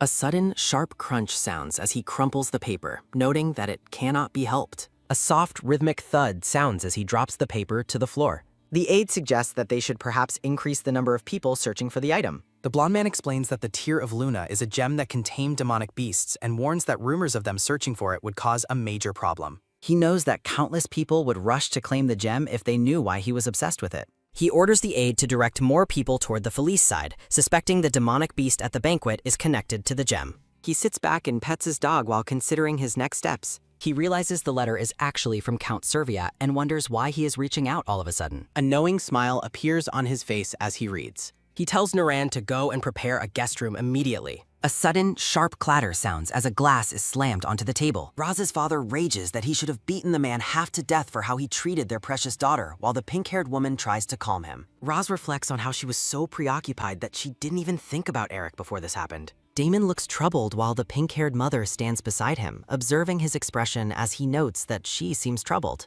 Close up on Roz's face as she admits she is just worried that her father might be hurt. Roz remembers laughing at Eric's wedding with the blonde Grand Duke Barrisar. Roz tells her parents she has no feelings for Eric anymore and is more worried about them. Damon says he is worried Eric will barge in whenever he feels like it and notes they cannot easily move. Damon leans in to whisper a suggestion to his wife, who reacts with visible shock.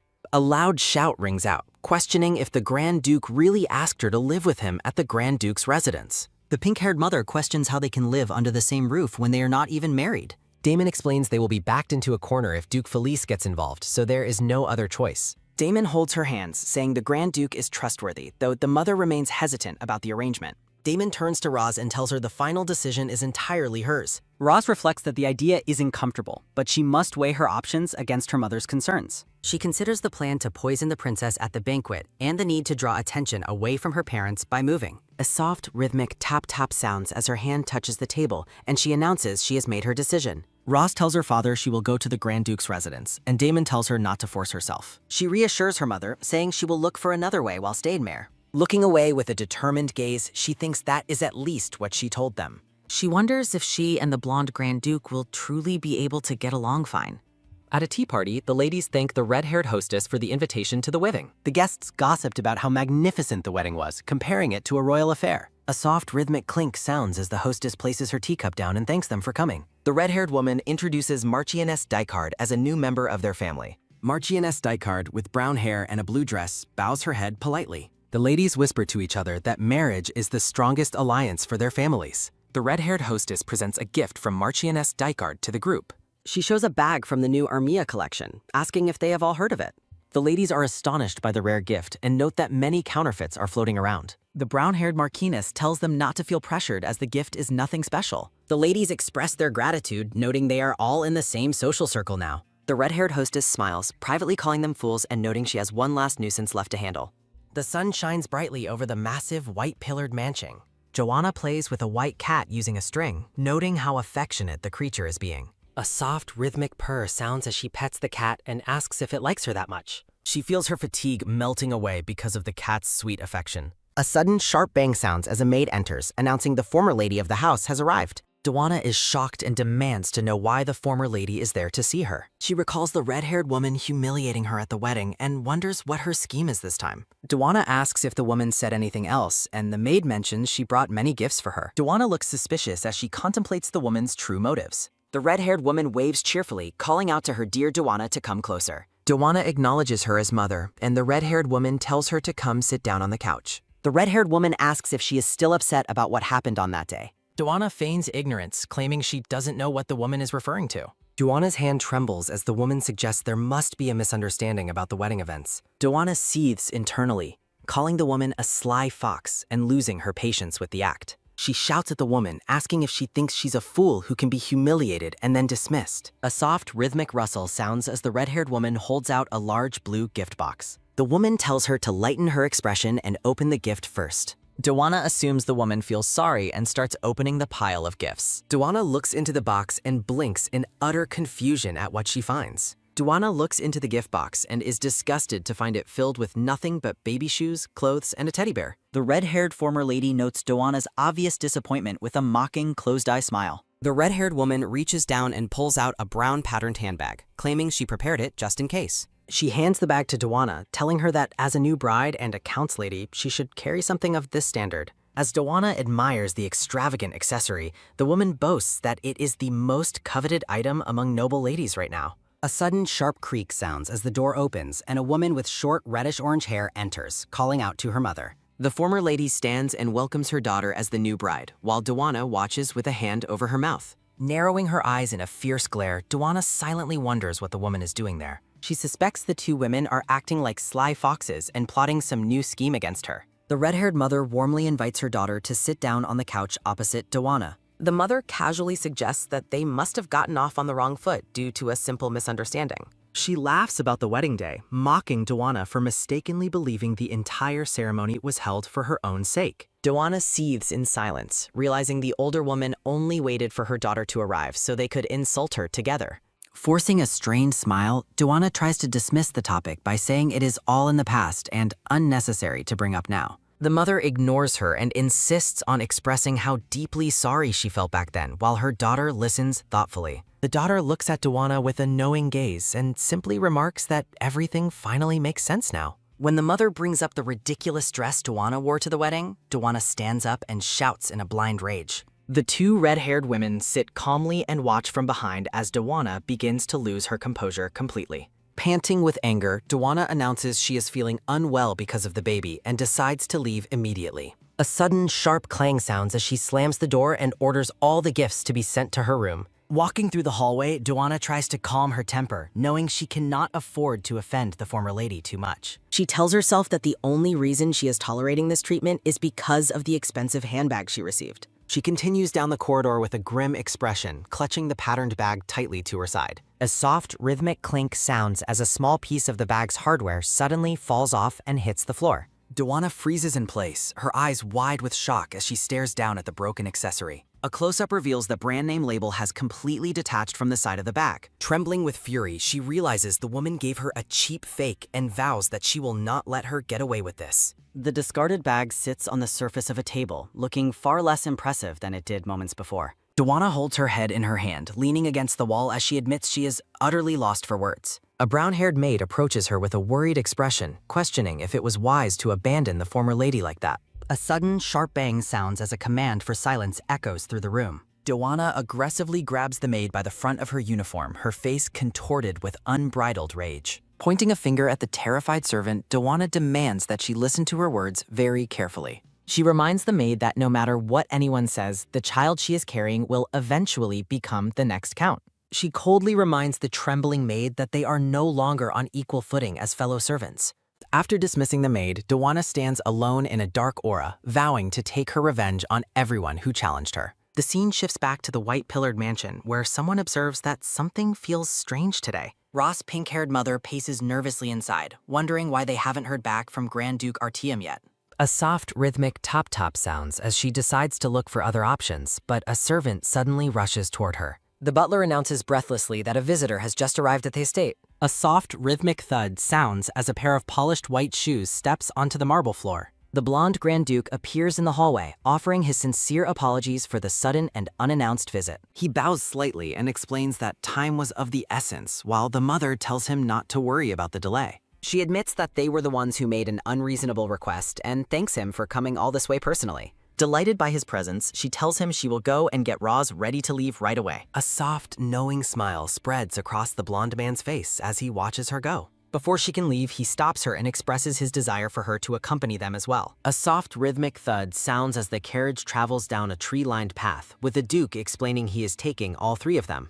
Inside the carriage, Roze's parents sit side by side, looking uncertain and slightly tense about the sudden move. Opposite them, the blonde Grand Duke sits with a relaxed and pleasant expression, while Roze looks on with a calm, steady gaze. Roze finds the carriage ride incredibly awkward and wonders how they ended up in this situation. Damon expresses his gratitude for the Duke's willingness to host Nen. He asks for the specific reason why he and his wife are accompanying them. Artyom explains that since they are sending their precious daughter away, they should personally see her accommodations. A soft, knowing smile appears as he mentions the journey to her new home. Rivera listens as he expresses his hope for her to have peaceful family time. Damon narrows his eyes, closely observing the blonde man's behavior. He notes how much the Duke's expression softens whenever he is near Roze. Damon wonders if the Grand Duke has developed genuine feelings for his daughter. Rivera finds the idea impossible given the Duke's reputation, but worries about hidden intentions. A sudden, sharp rustle sounds as she resolves to see the truth for herself. Rivera notices Roz is sweating and asks if she is feeling alright. Artyom suggests the parents rest while he shows Roz where she will be staying. Rivera finds his preparations perfect and feels she can finally trust him. She turns to address Rivera with a calm expression.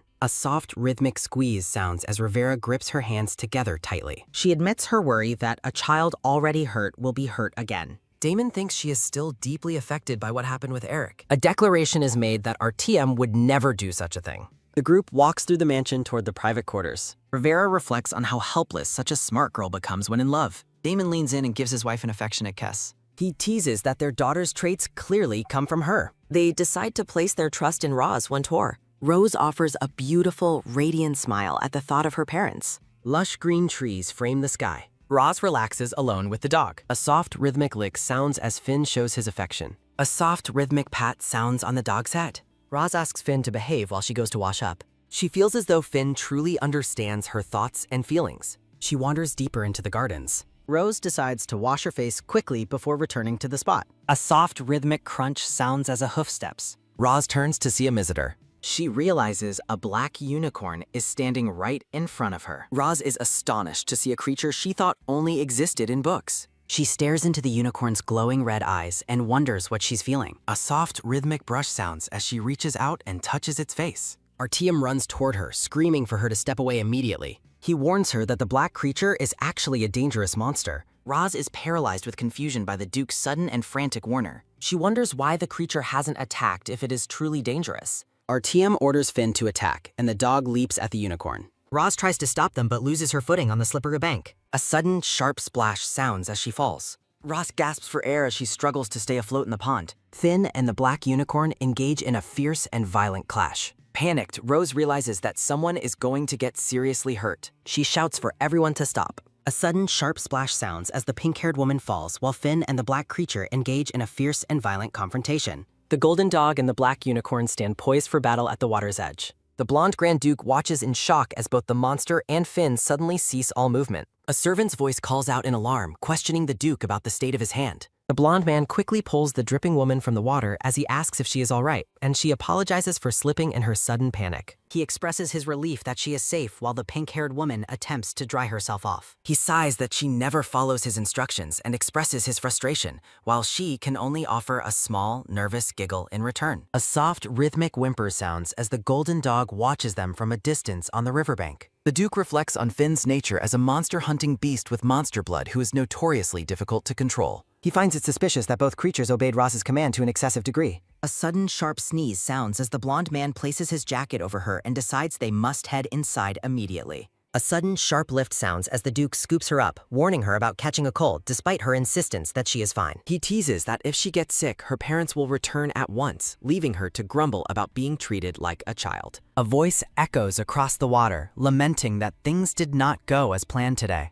A sudden, sharp sneeze sounds as the pink-haired woman huddles inside the mansion. She feels grateful to have returned quickly, but feels embarrassed about having shown such a vulnerable side of herself to everyone. A soft, rhythmic clink sounds as a warm cup is placed on a saucer. The Duke informs her that hot water is being prepared for her bath, and she expresses her sincere gratitude for his thoughtfulness. A soft, rhythmic slurp sounds as she takes a sip of tea while the blonde man watches her intently. A soft, rhythmic hum sounds as she realizes she can feel his constant gaze on her. The pink-haired woman turns to him and asks if he has something specific he wants to say to her. A soft, rhythmic cough sounds as he admits he was simply worried that she might have been seriously injured. A soft rhythmic crackle sounds as she clarifies that the creature did not actually attack her and she only fell into the water. She questions why he called out so urgently earlier, noting that the creature did not seem truly dangerous despite its size. The Duke explains that it was a higher-level monster that devours human souls by taking on a divine form to lower people's guard. A soft rhythmic gulp sounds as she realizes she was truly in a dangerous situation. A soft rhythmic tap sounds as the blonde man pauses before asking a significant question. He asks her directly if she happens to possess the Tear of Luna, leaving her completely shocked. The pink-haired woman is taken aback by the sudden mention of such a legendary item. He explains that certain monsters react specifically to special gemstones. A soft rhythmic sigh sounds as she admits the monster was strange, but she cannot be certain of what happened. She points out that if she had such an incredible gem, she wouldn't be asking him for an investment. A soft, rhythmic hum sounds as the blonde man remains deeply lost in his own thoughts. He finds it suspicious that she knew the auction gem was fake and how the monster obeyed her, wondering if she can control them without the Tear of Luna. A soft, rhythmic slide sounds as a hand reaches toward her. The Duke suddenly lifts the pink-haired woman's chin, causing her heart to race with a loud, rhythmic thud-thud. The pink-haired woman stares into his eyes as the distance between them narrows significantly. A sudden, sharp gasp sounds as the blonde man quickly pulls his hand away. A soft, rhythmic cough sounds as he stands up and apologizes for his behavior. He offers his apologies for being lost in his own thoughts. A sudden, sharp click sounds as he decides to take his leave and tells her to rest well while she clutches her burning cheeks. A soft, rhythmic exhale sounds as the blonde man tries to calm his racing heart. The blonde man scolds himself for acting without thinking in that intense moment. The red-haired butler approaches his grace and questions if something happened while he was inside. The Duke dismisses the question as nothing at all, but the butler remains highly suspicious. A soft, rhythmic rustle sounds as the butler presents a requested list of everyone Lady Roze has recently met. A soft, rhythmic flip sounds as the butler reports that Count Eric hasn't moved, but Roze meets regularly with a maid named Jane. A soft, rhythmic flip sounds as the blonde Duke notices a specific detail on the list. The blonde man asks if she has another business partner besides himself, to which the butler confirms. The red-haired man explains that the individual is a highly regarded elite with a barren family background and an excellent reputation. The red-haired butler reflects on the people surrounding Lady Roze while intentionally omitting Gwen's age from his report. The blonde Grand Duke listens intently as the butler describes the specific tasks he has been handling for Roze lately. A gray-haired man named Gwen, identified as Roze's business partner, reacts with shock to the news he just received. A soft, rhythmic hush sounds as the blonde woman in a maid outfit urges Gwen to keep his voice down. Gwen admits his initial disbelief upon receiving a letter regarding her plan to request cooperation from the princess. A soft, rhythmic giggle sounds as the blonde woman explains that grasping trends quickly is a significant business advantage. They agree that everything is proceeding smoothly and decide to begin adjusting the finer details of their product. A sudden, sharp slide sounds as Gwen places a detailed map on the table to discuss their next steps. Gwen states that it is time to finalize the most important part of their plan, which is selecting the site for the department store. A red-haired man with an eye patch sits nearby, deeply contemplating the implications of the department store business. A sudden, sharp slide sounds as the man in the eye patch recalls how Gwen refused a partnership with Lord Cedric. He expresses frustration that Gwen is now joining hands with an unremarkable young lady and resolves to inform Lord Cedric. Gwen suggests a plot of land roughly 10,000 pyong in the capital, but the woman insists on 25,000 instead. Gwen is visibly stunned by the massive scale of the land she is requesting for their project. She envisions a space where people can enjoy both shopping and culture to encourage longer visits, requiring a much larger plot. A sudden, sharp rustle sounds as Gwen presents the architectural structure he has designed for the proposed building. A soft, rhythmic chatter sounds as she explains her plans for a modern underground stable with a stone vertical ventilation system. A soft, rhythmic groan sounds as Gwen struggles to reconcile her ambitious ideas with the practical realities of construction. The blonde woman remains confident and focused as she waits for Gwen's technical assessment of her proposal. A sudden, sharp slide sounds as Gwen points out that no plot of land that large exists within the capital city. He explains that the ground quality makes large-scale excavation difficult and warns of potential opposition to such a lengthy construction. The woman smiles brightly and asks Gwen what would happen if the department store was not located in the capital. A sudden, sharp thud sounds as the blonde woman stands up excitedly to emphasize her unconventional proposal. She is filled with joy as she presents her alternative strategy to her business partner. Gwen and the blonde woman walk through the town together as they continue their discussion about the business venture. They arrive at a grand, multi-tiered castle, realizing that they are now standing within the Artyom territory. A sudden, sharp wink sounds as she acknowledges that Gwen likely focused on the capital because of its guaranteed profit margins.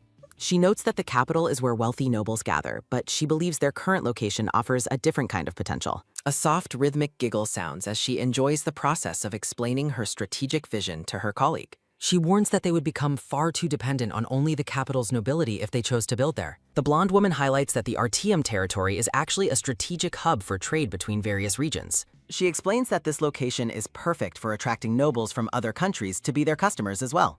She contrasts the territory's past as a literal battlefield with its current state as a peaceful and prosperous trade hub. A soft, rhythmic hum sounds as Gwen realizes that the lower maintenance fees and broader customer base make her plan viable.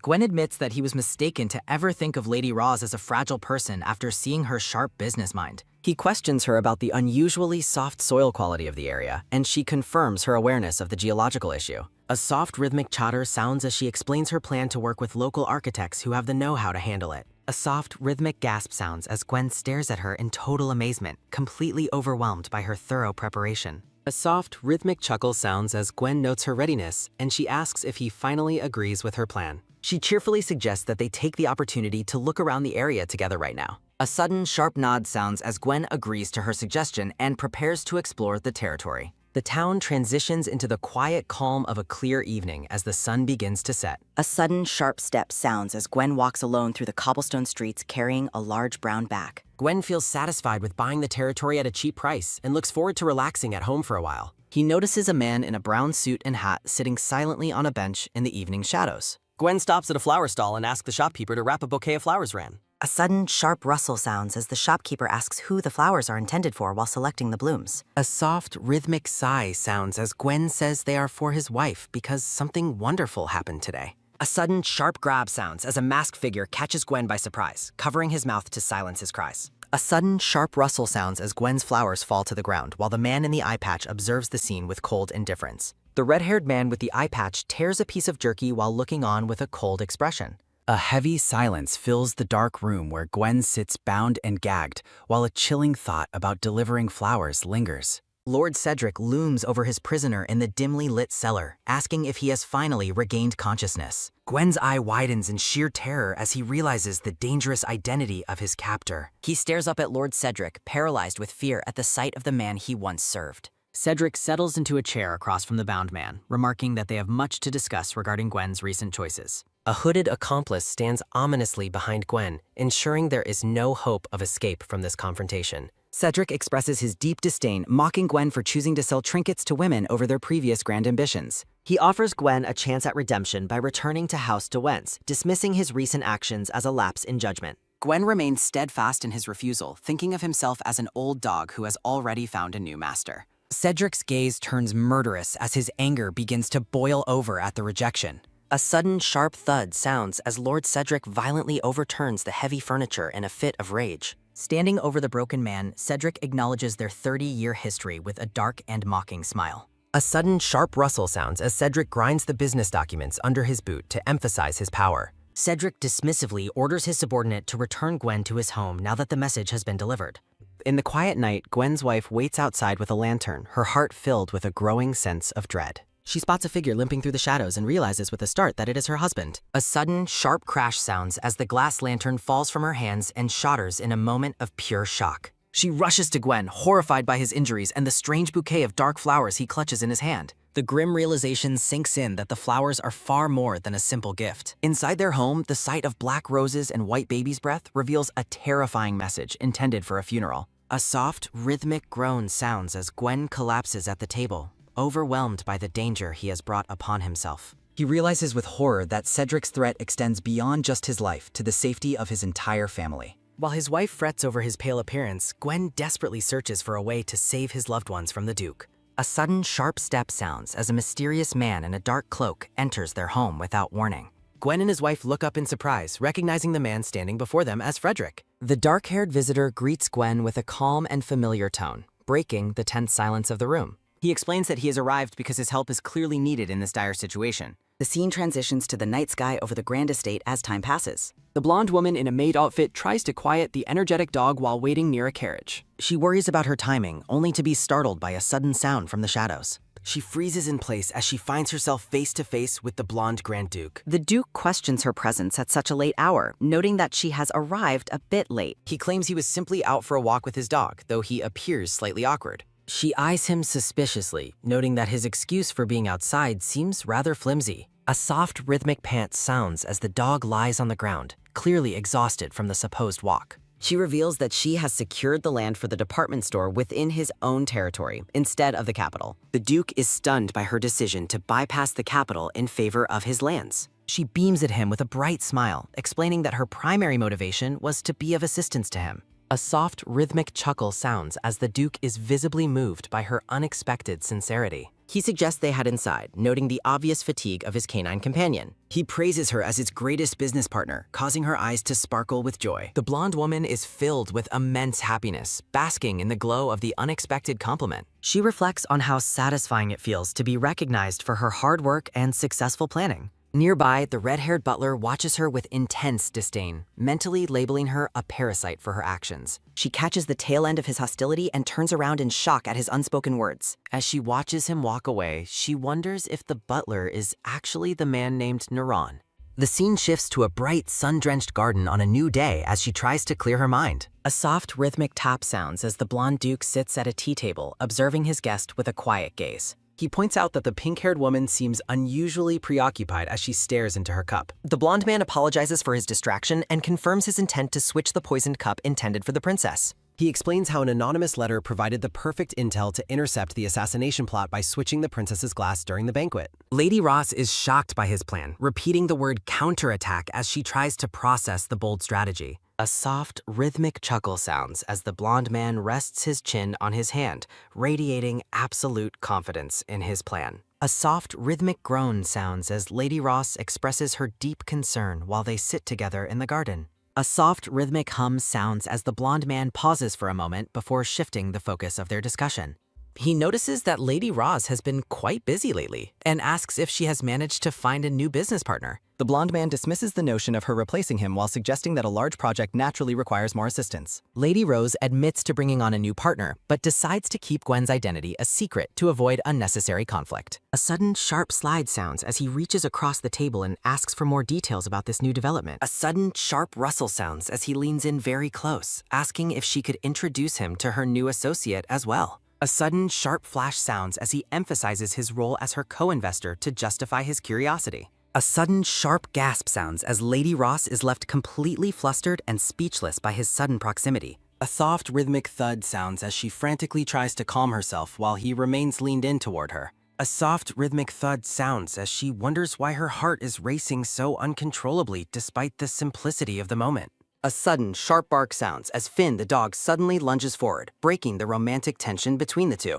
A sudden, sharp crash sounds as the chair is knocked over in the wake of the dog's enthusiastic greeting. A soft, rhythmic flutter sounds as Lady Roze falls to the ground while struggling to contain the energetic animal. She reflects that the dog's interruption was actually a relief as the situation with the Grand Duke was becoming too intense. The Grand Duke checks on Roze while observing that she seems to have lost her former ability to control Finn. Lady Roze scolds her dog affectionately while the Grand Duke wonders if his suspicion about her control was just a misunderstanding. A sudden, sharp clatter sounds as the white carriage travels through the lush green landscape toward the city. Inside the carriage, the Grand Duke is dressed in his formal military attire and reflects on the arrival of the princess's banquet. A sudden, sharp rustle sounds as he steals a quiet glance toward Lady Roze, who sits across from him. He notes that she has been safe from any supernatural incidents since the event involving the Tear of Luna. He questions his own behavior, wondering why he is so intensely aware of her presence and why he can't stop looking at her. A sudden, sharp gasp sounds as he is startled back to reality when she announces they are nearly at their destination. Lady Roze asks if there is something bothering him, noticing his unusually preoccupied expression. She appears stunning and composed in her elaborate gown as she prepares to enter the high society event. A soft, rhythmic hum sounds as the blonde man clears his throat while struggling to process her elegant transformation. A sudden, sharp click sounds as his hand reaches for the carriage door handle to signal their arrival. He invites her to enter the banquet, noting that it is an event she has been eagerly anticipating for some time. Roz expresses her fear of making a mistake, but he holds her hand and offers his unwavering support. He tells her to put aside her anxiety and greet the royal family with confidence and pride.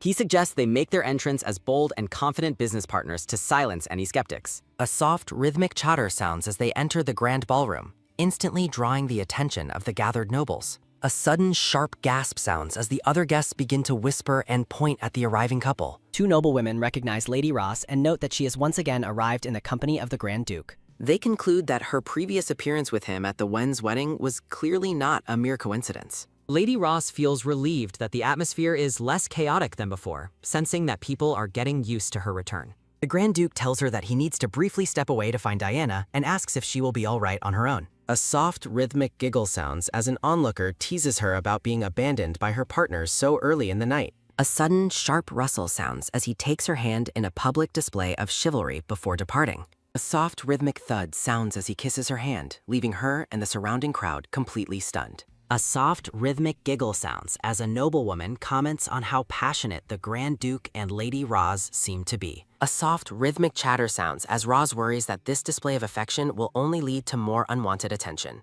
Nearby nobles discuss her presence, with one man being corrected that she is now Miss Ross rather than a countess. A soft, rhythmic chatter sounds as someone warns the gossiping nobles to be quiet and mind who is nearby. A sudden, sharp gasp sounds as Lord Cedric freezes in mid-conversation upon overhearing his ex-wife's name. Lord Cedric is overcome with total shock as he stares into the distance, unable to believe that Roz is actually at the banquet. The dark-haired man confronts Roz, demanding to know how long he has been searching for her. He roughly grabs her arm while asking what she is doing there, prompting Rose to gasp Eric's name in shock. A sudden, sharp slap sounds as she wrenches her hand away from his intrusive grip. Eric tells her not to misunderstand because they are nothing to each other, but Roz retorts that he is the one who is mistaken.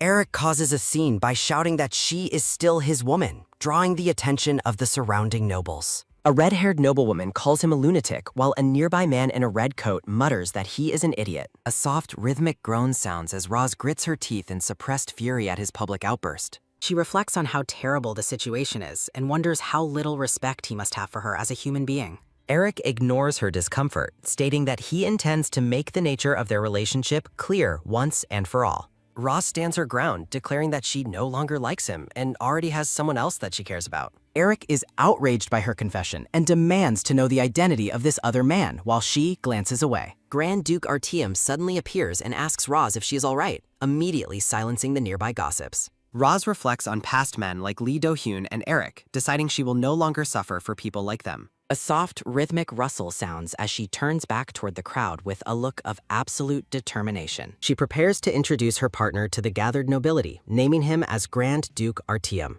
Standing proudly beside the blonde duke, Ross introduces him to Eric as the man she truly loves. She tells Eric to stop his behavior and accept reality, leaving him blushing with visible humiliation. A soft, rhythmic chatter sounds as the guests whisper cruel rumors about Ross' supposed talent for manipulating powerful men. A sudden, sharp click sounds as a blonde woman in an elegant gown arrives to stop the disrespectful gossip.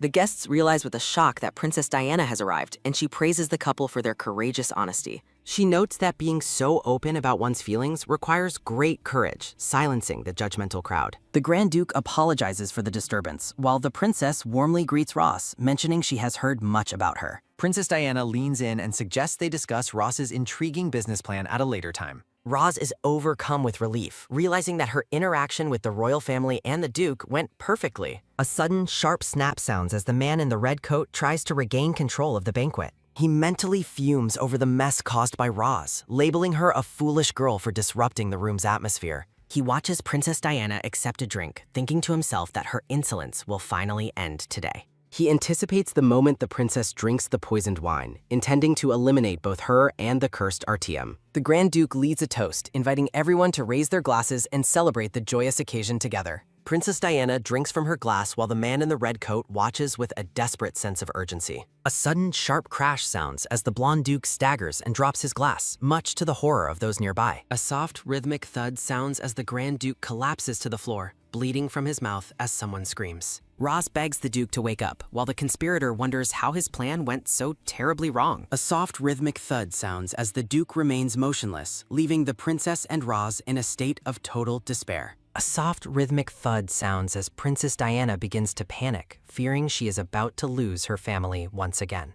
She recalls a past tragedy and desperately wishes for the current situation to be different. A sudden sharp thud sounds as Princess Diana herself collapses, causing the king and the guests to react in terror. Princess Diana lies unconscious on the floor. The blonde king looks down at the chaos with a grim and menacing expression of fury. He roars for the banquet to be stopped immediately in the wake of the assassination attempt. In a darker area, the king confronts a captured servant and asks if they were responsible for the poisoning. He questions who would dare to attempt such a bold act of regicide against the royal family. A servant girl tearfully claims she is innocent while being held captive by the king's guards. The king displays a small, striped potion bottle, noting that it was found directly in the servant's pocket. The servant girl stares in horror at the evidence planted on her person. She frantically explains that she has only been at the palace for 3 months and was merely following orders. She begs for mercy from the king, who looks down at her with cold, unwavering suspicion. The king observes that the other conspirator has already bit off his own tongue to avoid confession. A soft, rhythmic tap sounds as the king walks toward her, offering her a single chance to save herself. He promises her immunity and a generous reward if she reveals the true mastermind behind the assassination plot. The servant girl weeps as she gasps out in distress. She stares up with a tearful expression, asking if the news is truly so. The king decides his next move. A sudden sharp clang sounds as a bloody sword is cast aside while the king orders the girl to be taken away.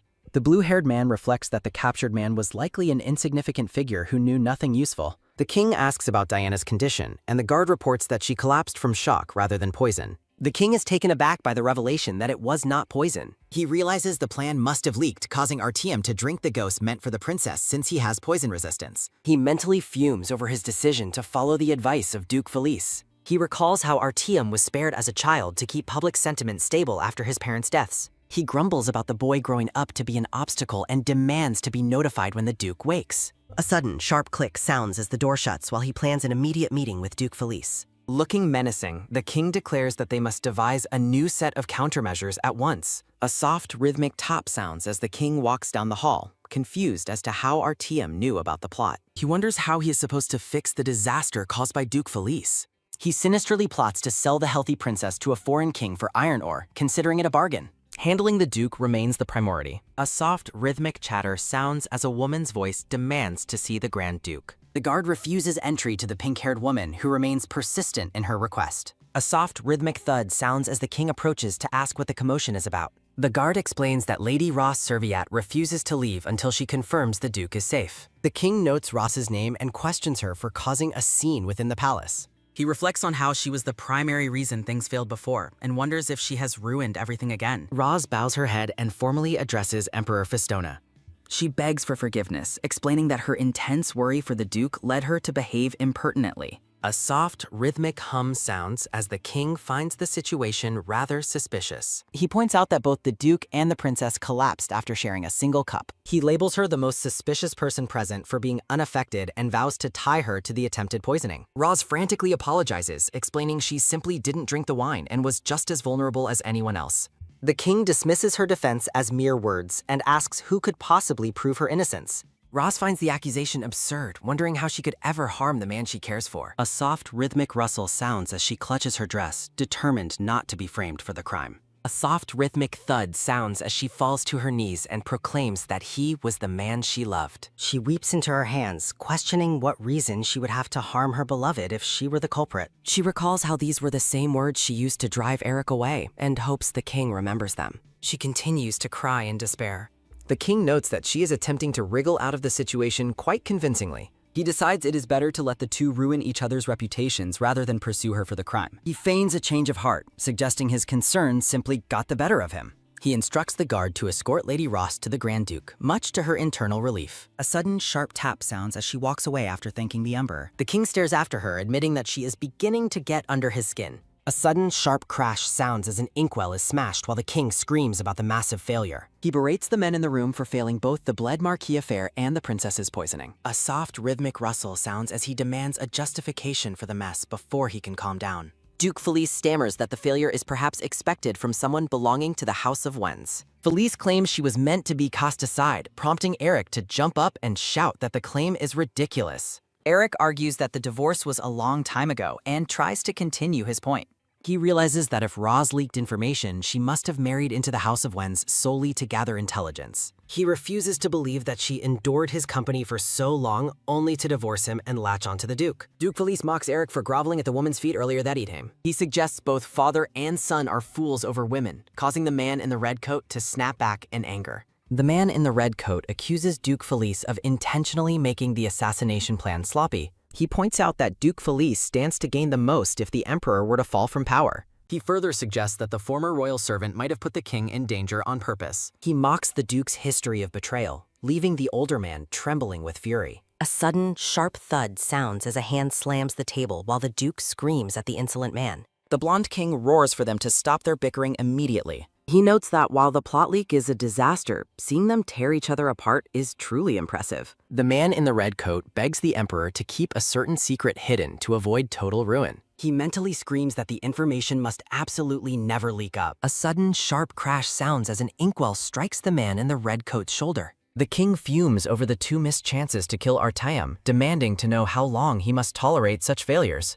A soft, rhythmic hum sounds as a heavy silence falls over the 3 men in the meeting room. The king addresses the man in the red coat as Cedric, threatening to exile his family if he fails again. A soft, rhythmic thud sounds as the ink-stained Cedric bows and promises to handle the matter properly. A sudden, sharp top sounds as Cedric walks away, cursing the snake-like Duke Felice. He is deeply offended that the Duke would insult both him and his son, Eric. He spots Eric in the hallway and notes his perfect timing. Cedric orders his son to head home, but Eric flatly refuses to leave. Eric insists on checking if Roze is all right, which clearly agitates the already stressed Cedric. A soft, rhythmic rustle sounds as Cedric demands to know why Eric is still hung up on a woman he divorced. Eric yells back, reminding his father that he was the one who forced the marriage and used Dawana for a political alliance. Cedric grabs Eric by the collar and roars for him to snap out of his foolishness. A sudden, sharp crack sounds as Eric tells his father to wake up if he actually wants Roze back in their house. Cedric delivers a powerful slap to Eric's face, telling him to get a grip.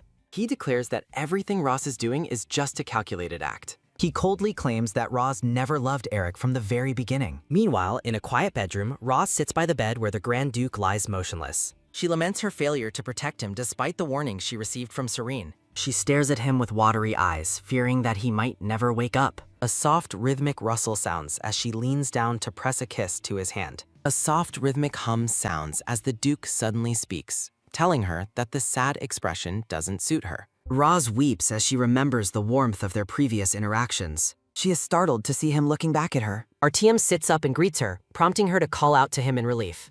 A sudden, sharp thud sounds as she throws herself into his arms for a desperate hug. She scolds him for scaring her and making her worry so intensely. She expresses her relief that the plan ultimately succeeded. A sudden, sharp top sounds as she realizes his mention of a counterattack meant he was prepared all along. Artyom admits he had an antidote ready and notes that Duke Felice must be very confused. A sudden, sharp click sounds as a knock at the door interrupts their reunion. They look toward the entrance, tense at the unexpected arrival. A sudden, sharp squeak sounds as a maid enters to deliver a message from the king. Artyom nervously answers that he is fine while Roze hides under the covers. Hidden beneath the blankets, Roze hears the Duke report that the princess is recovering well. A soft, rhythmic thud sounds as Roze realizes the Duke's heart is beating incredibly fast against her. The blonde Duke looks visibly flustered while remaining in bed. A soft, rhythmic rustle sounds as the maid bows and leaves the room to let him rest. A sudden, sharp click sounds as the door closes, leaving the pair alone once more. The maid walks down the long, empty palace hall, noting to herself that the situation feels quite strange.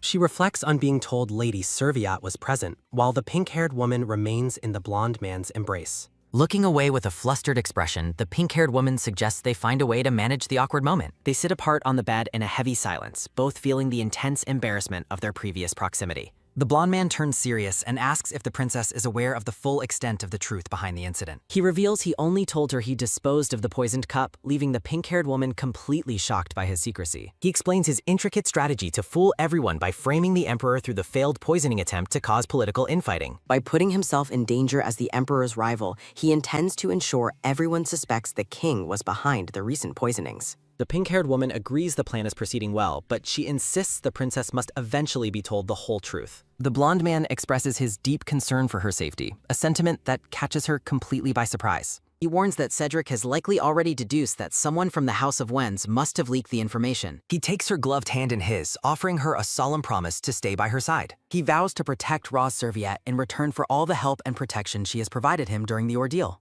The ornate palace ceiling towers above. The pink-haired woman walks down the corridor, dreading the inevitable suspicion she will face from Cedric. She contemplates her next steps after returning home as a hand suddenly reaches out from behind to grab her. Eric catches her by the arm and calls her name, startling her in the middle of the hallway. He looks at her with a desperate gaze, claiming he has been waiting for her to deliver an important message. She pulls away with an angry expression, demanding that he get out of her way, as she has nothing to say. Eric catches her arm again and firmly demands that she tell him the truth about her motivations. He asks if she truly used their marriage from the very beginning just to gather intelligence for Grand Duke Artio. The pink-haired woman is baffled by the accusation, knowing the real Roze would never have behaved in such a calculated way. They stand in a tense silence as he pleads for her to listen to his request. Eric pulls her into a desperate embrace, begging her to confirm if she ever truly loved him, even for a moment. She reflects on the real Roze's genuine love for Eric and worries that her denial would turn those true feelings into a lie. She tells him firmly that the situation is not what he thinks, causing him to hope that her intentions were pure. Her pearls scatter across the floor as she coldly declares that she no longer loves him and says goodbye. Eric screams after her as she walks away, but she does not turn back to face him again. A red-haired woman in a dark patterned dress watches the confrontation from a distance with a serious expression. The red-haired woman approaches the devastated Eric, telling him that he has done enough and should not cause a scene. Rain falls from the dark clouds. The carriage travels through the rain. Eric sits in a carriage, clutching a handkerchief filled with the scattered pearls and whispering Ross's name. The red-haired woman notes the pearls from Ross's dress, realizing Eric still harbors deep feelings for his former wife. She watches him in silence, admitting to herself that she does not understand his continued attachment to the woman. She wonders how he could still love the woman he abandoned, even if his current marriage was for political reasons. The carriage comes to a halt as the driver announces their arrival back at the manor. They arrive at the Grand Manor. A blonde woman stands at the entrance, calling out a happy greeting to her lord. The blonde woman, Dawana, identifies herself and explains she came out into the rain to personally greet him. The red-haired woman takes her leave, warning Eric that he will eventually suffer for the choices he makes regarding Dawana. Dawana smirks as the woman departs. Dawana tries to touch Eric and mentions their child, but he aggressively pushes her away and tells her to get back. Eric looks at her with intense disgust, claiming that Roze would never have acted as thoughtlessly or cluelessly as she does. He blames Dawana for the entire disaster before turning his back on her. Eric walks toward the mansion, leaving Dawana standing alone in the pouring rain. Dawana bites her lip in a fit of rage, furious that she's being compared to someone she considers worthless. She wonders if Roze attempted to seduce Eric at the banquet and vows to destroy the woman she sees as a threat. A foot steps into the rain.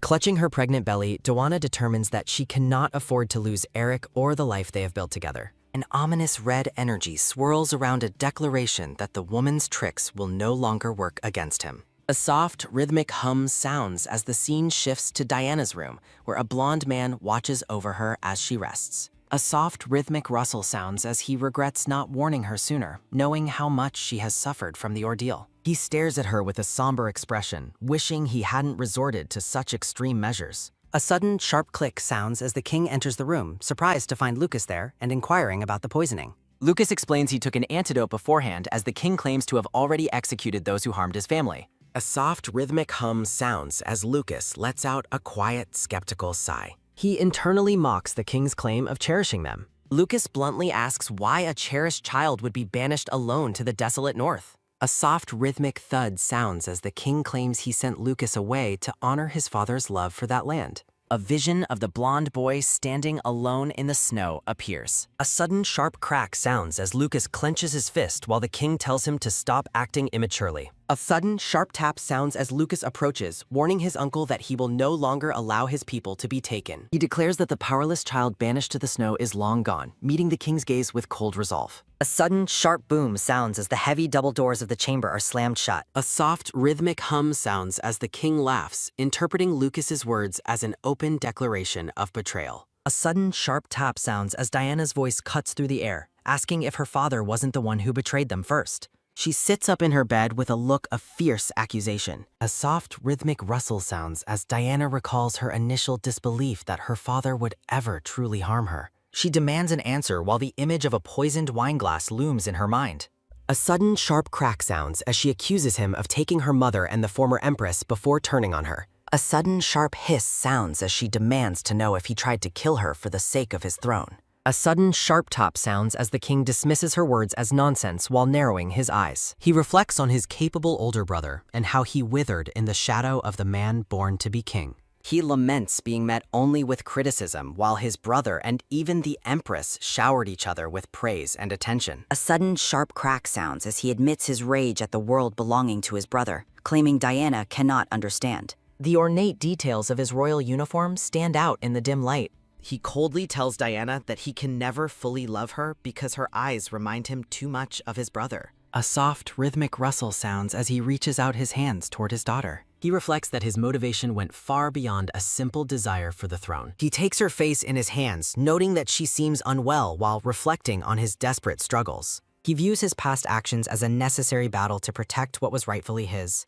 A sudden, sharp gasp sounds as Diana flinches while her father tells her she needs more rest. A soft, rhythmic hum sounds as he smiles and promises to remove any obstacle that stands in his way. He declares his absolute readiness to eliminate anything that threatens his positions. A soft, rhythmic top sounds as the scene shifts to Lucas, who is addressed by a nervous, pink-haired woman. Roz approaches him with a somber expression, asking for a moment of his time. She worries about the poor timing of her earlier public confession and how it might have been received. She recalls the troubled expression on his face when he entered the carriage. She notes that he looked as if something terrible had happened during the event. A soft, rhythmic rustle sounds as Lucas notes her long silence and wonders if she feels uncomfortable. Roz hesitantly brings up her confession at the banquet. A sudden, sharp squeak sounds as she frantically apologizes, fearing she might have offended him. The memory of their public appearance at the banquet feels sudden and overwhelming. Lucas views the confession as brave and wonders why she would assume he was offended.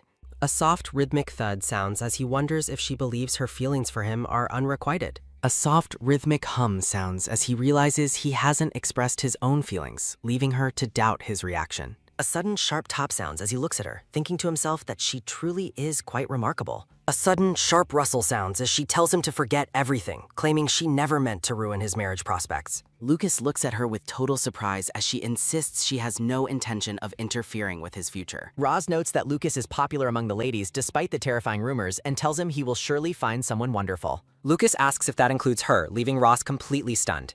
The blonde man smiles knowingly. Lucas suggests that since she has already interfered, she should take responsibility if she is interested in him. He asks why she won't take responsibility for stopping him, while Roz wonders what he could possibly mean. Roz wonders if he is simply trying to lighten the mood to save her from embarrassment. Roz laughs nervously while the blonde man looks at her with a puzzled expression. Roz tells him that he did not have to make such a joke for her sake. Lucas reflects that he expected her to say yes immediately and wonders if she is just being shy. He determines that he should propose to her properly at a later time. Lucas notes that they were unable to discuss business due to the incident, but promises to set a date with Diana soon. Roz is surprised that he mentioned business first when she had avoided bringing it up herself. Roz thanks him for being considerate, thinking to herself that the Grand Duke is a truly thoughtful person. An unseen speaker observes that he seems to have had a successful way. Lucas tells Nuran he should have seen his uncle's face, lamenting that he had to enjoy the sight alone.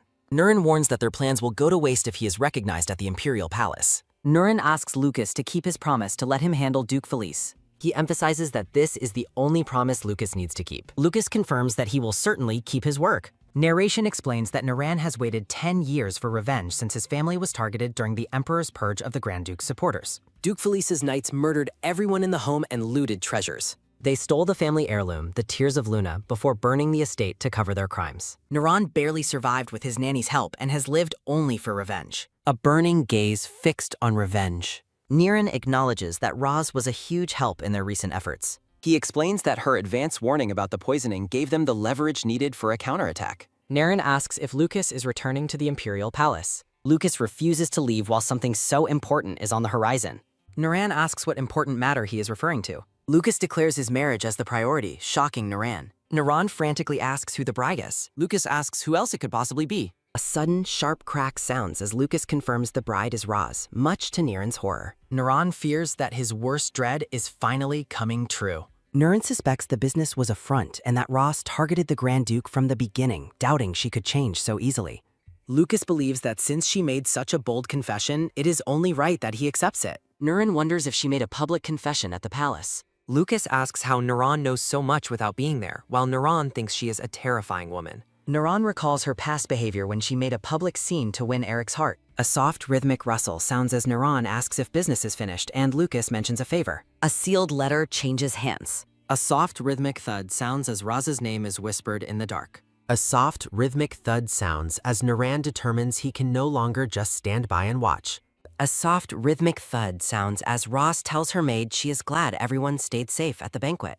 Roze reflects on how surprised she was by the Grand Duke's words. Niren calls out to Lady Roze in the garden. He apologizes for interrupting her walk. Nurin asks if she can spare a moment to discuss something. Roze agrees, but wonders what he could possibly want to talk about. She notes that while Naran is polite, he always seems uncomfortable around her. A table is elegantly prepared with tea and a variety of assorted cakes. Roze notes the heavy atmosphere, sensing the red-haired man is not visiting for a pleasant reason. Naran asks about her progress, and she credits the Grand Duke for his extensive support. The red-haired man repeats her claim that things are going well with a deeply skeptical tone. Naran asks about her other business, causing Roze to wonder what he could possibly mean. A soft, rhythmic hum sounds as Naran bluntly calls her a shameless person. Nurin clarifies that he is referring to her manhunting business while Roze stares in total shock. Roze is stunned by the sheer nonsense of his accusation. She realizes he believes her business is just an excuse to pursue her feelings for Lucas. Naran insults her by bringing up her divorce and asking if she is not ashamed to live this way. Naran tells her she is finally showing her true colors while she reflects on the limit of his audacity. A sudden sharp gasp sounds as the pink-haired woman begins to stand up for herself. She demands to know who he thinks he is to judge her worth. Roze stands tall, repeating her fierce question with a look of absolute defiance. Well, it's about time someone told him off. She explains that her divorce was no sin and asks why she should hang her head in shame. She tells him it is laughable that he thinks her value is determined solely by marriage. Roze crosses her arms and meets his gaze with total resolve. A sudden, sharp crack sounds as Niren dismissively claims that birds of a feather should flock together. He declares she is not a match for the Grand Duke and offers to find her a wealthy noble instead. A sudden, sharp rustle sounds as Roze clenches her hand, saying she has held her tongue long enough. A sudden, sharp gasp sounds as she tells the red-haired man he is under a severe misunderstanding. A sudden, sharp thud sounds as she stands up and declares she has no romantic interest in Lucas. She explains the confession at the Imperial Palace was nothing more than a ploy to drive Eric away. Naren asks if she used the Grand Duke while she mentions that she apologized to him profusely afterward. A sudden sharp tap sounds as she insists the Grand Duke fully understood her situation. Nurin notes that the pink-haired woman does not appear to be lying. He recalls Lucas leaving the marriage in his hands and wonders if the feelings are entirely one-sided. Roze demands an apology for him belittling her hard work as a mere tool to snag a man. Naren offers a cold, formal apology for causing her any offense. He says he truly hopes she is sincere because the Grand Duke already has a fiancé. The red-haired man repeats the revelation with a somber and serious expression. Roze is paralyzed by the shocking news as her world seems to blur around her. A soft, rhythmic thud sounds as she wonders about the strange, heavy feeling in her chest. A sudden sharp scrape sounds as Naran abruptly ends the meeting for the day. Naran calls her name as she remains frozen in place, lost in her thoughts. A soft, rhythmic rustle sounds as she clenches her jaw in silent distress. The news of the fiancé leaves Roze feeling utterly devastated and shaken. The scene shifts as she reflects on how the possibility of a fiancé never once crossed her mind. She tries to convince herself that it is only natural for a man of his standing to be engaged. Lucas asks if something is troubling her, and she wonders how long he has been watching her. A soft, rhythmic hum sounds as she tells him it's nothing and tries to focus on their meeting. A sudden, sharp tap sounds as she worries about Naran getting the wrong idea again. A sudden, sharp hiss sounds as she ignores the red-haired man looming in the background. Lucas mentions the date for their business partner, while Roze says she will set it as soon as she hears back. She wonders why Gwen has been so unusually late in replying to her latest letter. A sudden, sharp rustle sounds as Lucas presents the drafts for the store's exterior. He asks the pink-haired woman which of the designs catches her eye. Roze points to a grand, multi-story building draft that stands out to her. Lucas ponders her choice with a thoughtful and pensive expression. Roze asks if there is a problem, and he admits the design will take a long time to build. Roze is absolutely flabbergasted by the news that the construction would take 30 years. Lucas presents a more practical draft for a shorter timeline, but Roze can only let out a frustrated groan. A small floating representation of Lucas suggests that utilizing magic stones might reduce the time to just half a year. Roze acknowledges that magic speeds up the process and decides to stick with her preferred design despite the challenges. Excited by the possibilities, Roze plans to incorporate a fountain and a rest area outside the department store. She explains that these features will attract people and create the image of a sanctuary rather than just a place to spend money. Lucas praises her excellent idea and remarks on how passionate she is about the department store. Roz reflects that this venture has become about much more than just her own personal business success. She realizes that if the project succeeds, it will create many new jobs for the people in the territory. Roz confidently asserts that other businesses will grow and the overall standard of living will rise for everyone. Lucas looks at her with a gentle gaze, expressing his desire for the store to benefit every person involved. A soft, rhythmic hum sounds as Lucas gives his final approval to move forward with the plan. Lucas decides to summon magic scholars to personally oversee the construction of the grand building. The blonde man looks very pleased. A soft, rhythmic thud sounds as a servant identifies himself while knocking on a heavy door in the darkness. Duke Felice asks for a status report, and Sikagor admits that destroying evidence in the quarantine territory is taking too long. A sudden, sharp thud sounds as the master slams the table and orders everything to be burned to the ground immediately. A sudden, sharp crack sounds as Duke Felice warns Sikagor to ensure the Grand Duke never discovers the truth of that place. Narration explains the Empire's secret human experiments in Sikagor and the complicity of House Wens and House Felice. Duke Felice curses Ross, accusing her of using Eric's feelings as bait to steal critical information from him. He reflects on the Tear of Luna heirloom that he had previously claimed was missing from his possession. Ross possesses the glowing glee jewel. Duke Felice suspects that the thieving woman must have stolen the precious heirloom along with the information. A rhythmic tap sounds as someone runs. A sudden, sharp bang sounds as a man in a red uniform bursts into the room, announcing a major problem. The man reports with great urgency that Gwen has suddenly and mysteriously disappeared. The black-haired man looks completely horrified. Duke Felice is left fuming, wondering if the girl he trusted has actually turned out to be a rat.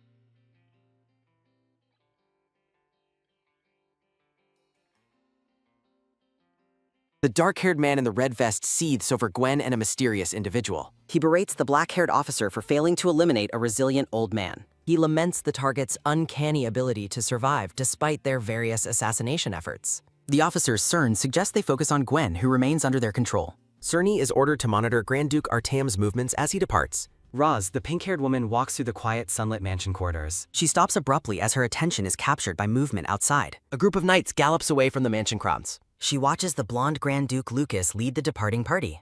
She remains at the window, observing his distant silhouette with interest. A red-haired knight startles her by questioning her preoccupation with the Duke. She quickly dismisses his comment, claiming her interest is merely casual curiosity. The knight directs her toward the dining hall as she silently finds him intrusive. Sitting alone, she finds the solitary meal reflects her current isolation. She wonders if the Duke's cold demeanor stems from their previous conversation. She recalls the moment Lucas called her name during a recent meeting. During the memory, the Duke asks her about the ideal wedding season. Stunned by the sudden inquiry, she struggles to find a proper response. She asks for his preference regarding the timing of the ceremony. He expresses a desire to proceed with the wedding as soon as possible. He justifies the rush by stating their mutual feelings are now clear. Roz assumes his urgency is fueled by deep affection for his fiancée.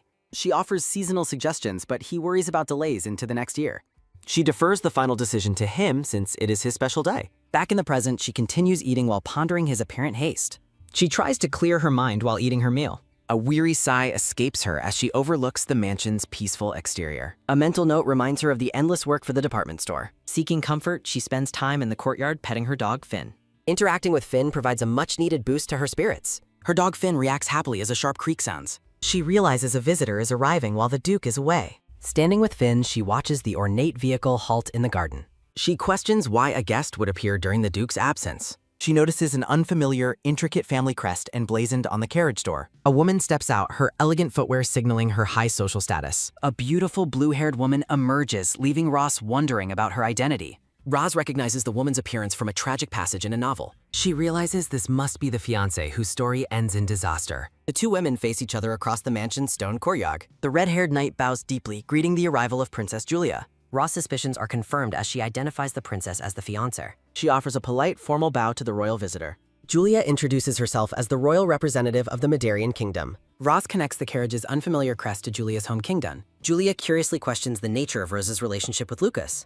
Roze clarifies that her stay is purely for professional business negotiations. She feels uneasy, hoping the princess does not misinterpret her presence. Julia marvels quietly at the rare occurrence of Lucas hosting a housegust. As Roz attempts to depart, Julia firmly stops her to continue their conversation. Princess Julia offers a warm, radiant smile while clasping her gloved hands. Roz is caught off guard, questioning if this is the princess's first visit. Looking at the grand mansion, Roz decides to avoid further involvement with Julia. The morning light illuminates a massive crystal chandelier hanging in the hall. Julia giggles while fondly recalling how energetic Lucas used to be. They walk side by side down a long, sunlit gallery lined with white pillars. Julia continues talking excitedly while Roz wonders how long this will last.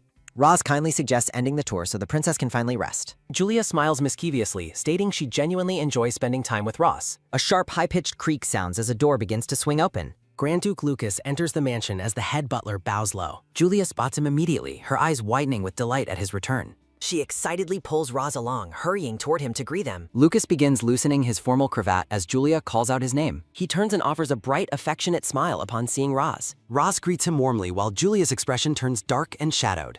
Julia is stunned by his rare smile and grows suspicious of their relationship.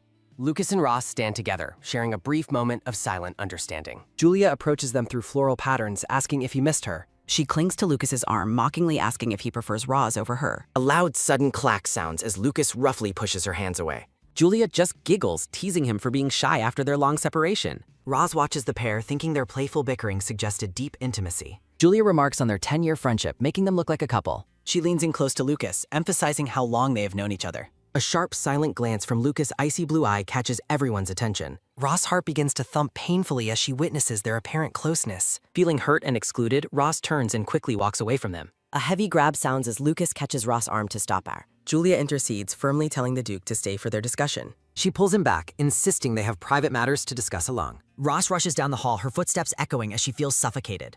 She scolds herself for ever believing she was special to the Duke. Her shadow stretches along the wall as she walks deeper into the mansion. A memory of Lucas' kind face flashes through her mind, causing pain. She concludes that her feelings of mutual affection were just a delusion. A sudden loud bang sounds as the study doors are thrown open. Julia enters the room with a confident stride, greeting Lucas casually. A soft plop sounds as the blue-haired visitor sickle a bench. A metallic click sounds as Lucas firmly locks the Annie behind them. Lucas glares at the guest, threatening to silence their irritating nonsense. The guest remains unfazed, teasing that Lucas has never been in love. Sitting cross-legged, the guest bets that Lucas hasn't even been kissed yet. Lucas looks down at the guest, unimpressed by the continued verbal jabs. Lucas identifies the guest as the blue-haired man Julius.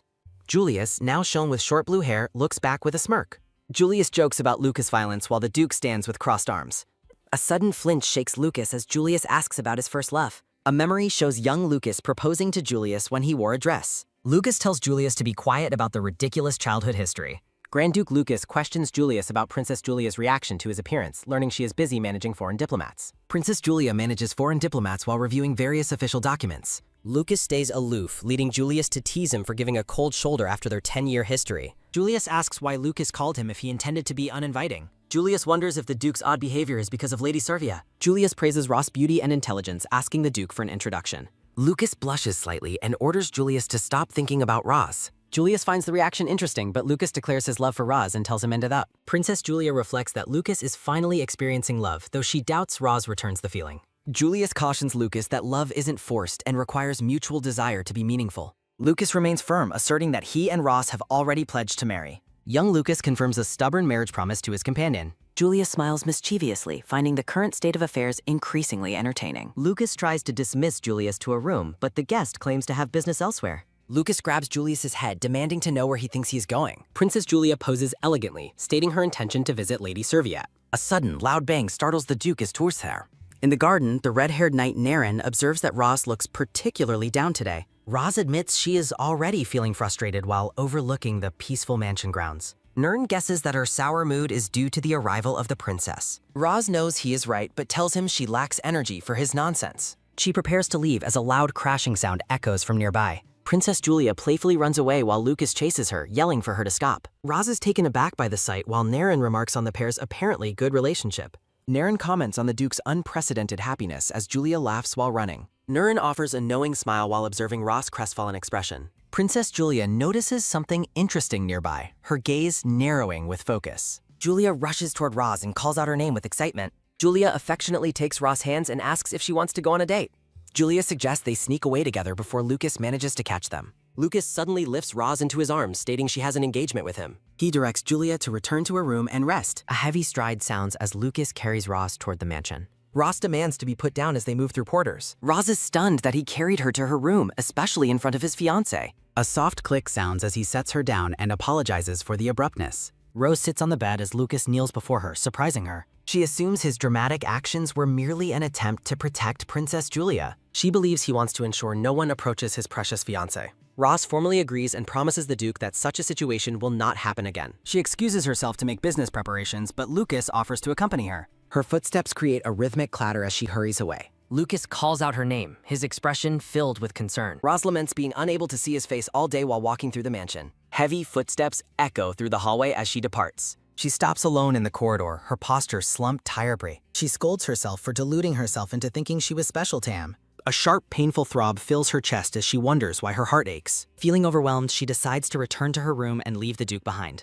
Spotting Niren talking to a maid, she wonders if he is discussing work. Roz hides behind a pillar, expressing her intense dislike for Yuran. Roz observes the red-haired knight, feeling he sees her as a nuisance. Roz sighs in defeat, realizing she cannot justify her recent actions. Roz grips her chest, determined to focus on the department store project. Amidst blooming lilies, Roz resolves to finally prove her true worth. Roz prepares for a business presentation with Princess Diana in a few days. A soft call for a son echoes through the mansion's quiet halls. The red-haired woman urges her bedridden son to eat for his health. The mother sighs, worried because her son hasn't eaten in days. Eric lies in bed, dismissively claiming that Roz is not worth such effort.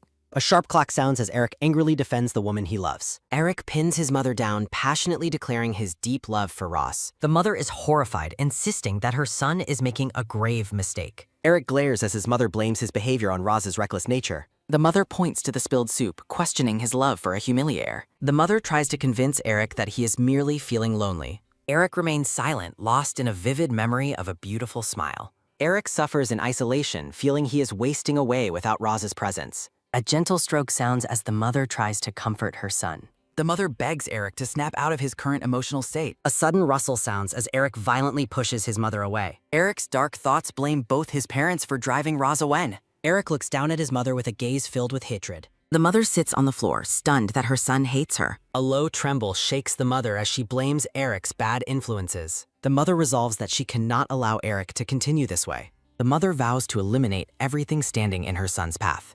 In the garden, the mother hosts a tea for a green-dressed guest. Belliart enjoys the tea, but asks why the mother has summoned her. The mother narrows her eyes, questioning Belliart's inability to win Eric's hat. The mother scolds the frustrated girl for losing control of her husband. The mother asks if much time has passed since they were married. Belliart flinches as the mother notes Eric's continued lack of focus. A light tremble sounds as the mother brings up a pregnant rival. Belliart apologizes, promising to be the one who supports Eric's future. The mother smiles, pleased that Belliart recognizes her failures in the house. The mother promises to help Belliart solidify her position in the household. A soft flutter sounds as the mother plans to remove certain family pests. Belliart looks confused, asking for clarification on the mother's plan for pests. A metallic click sounds as the mother produces a green glass vial. The mother explains the need for strong medicine against those coveting titles. The mother reminds Belliart that a husband's behavior reflects his legal life. The maid tells Belliart her future depends on playing her part well. The maid reaffirms that Belliart is Eric's only true and legal wife. The mother urges Belliart to use the potion and reclaim her life.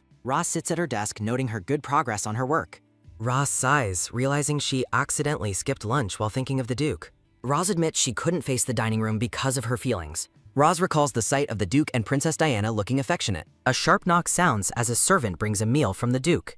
Sitting at her desk, Roz invites the visitor to enter with a polite call. Princess Julia enters with a tray, insisting that Roz must eat properly to stay healthy. Roz is visibly startled by the princess's arrival as the guest asks where to place the tray. In a playful, small form, the blue-haired guest begins to explain the reason for the visit. Julia winks playfully, explaining the visit was just to hang out, much to Roz's confusion. Roz recalls Lucas kneeling before her, asking that she keep her distance from Princess Julia. Roz worries that the Duke would be deeply upset if he discovered her alone with Julia. Roz apologizes, explaining that she is too busy with a business presentation to entertain the princess. Julia asks if it is the massive commercial project Lucas is investing in, and Roz confirms. Roze promises to send the princess a formal invitation when the grand opening finally arrives. Roze reflects on how the princess's unexpected visit is actually a golden opportunity for her business. Julia is delighted by the offer, asking for confirmation that she is truly being invited. Roze invites her to attend alongside the Duke, but Julia is suddenly taken aback by the suggestion. Julia realizes that a massive misunderstanding has occurred between them regarding her relationship with Lucas. Julia asks if Roze is truly uninvolved with the Duke, which Roze immediately and firmly denies. Julia brings up the public confession, causing Roze to blush while struggling to explain the past event. Roze clarifies that the confession was a desperate measure to escape a crisis involving her ex-husband.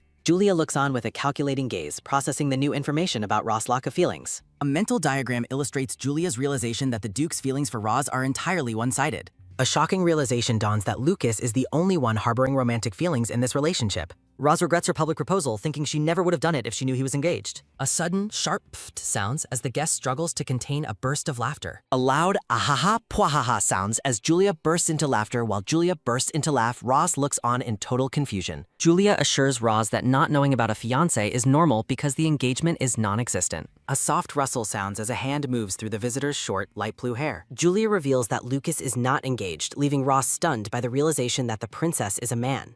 A frustrated shout of annoyance echoes as the scene shifts to a discarded pink gown. Lady Joanna looks in the mirror with disdain, hating that she must wear Roze's tacky hand-me-downs. A maid calls out to Lady Joanna, who snaps back that she is far too busy to talk. The blonde woman turns with an irritated expression, demanding to know what the maid wants. Joanna angrily questions why she would ever bother going to the location mentioned by the servant. Joanna reflects on the humiliation she suffered from the Countess, whom she describes as an old fox. Joanna looks shocked upon hearing that the Countess is currently present at the gathering. The maid warns that skipping the event would look bad, leaving Joanna feeling frustrated and annoyed. Joanna realizes that if she avoids the tea party, it will look like she isn't part of the family. Joanna resolves to go to the party immediately to prove she is the future mistress of the house. In the garden, the Countess and Belliart welcome Joanna, claiming they have been waiting for her arrival. Joanna puts on a fake smile for the women, privately labeling them as a bunch of hypocrites. Joanna attempts to irritate them by insulting the refreshments, claiming they look like a sparse pile of leftovers. Rubbing her stomach, Joanna boasts that her child, the Countess's grandchild, has a very large appetite. Belliart asks for more snacks while the Countess reminds everyone that pregnant women must eat well. Belliart laughs mockingly, suggesting that the person she is talking to wouldn't understand the experience of pregnancy.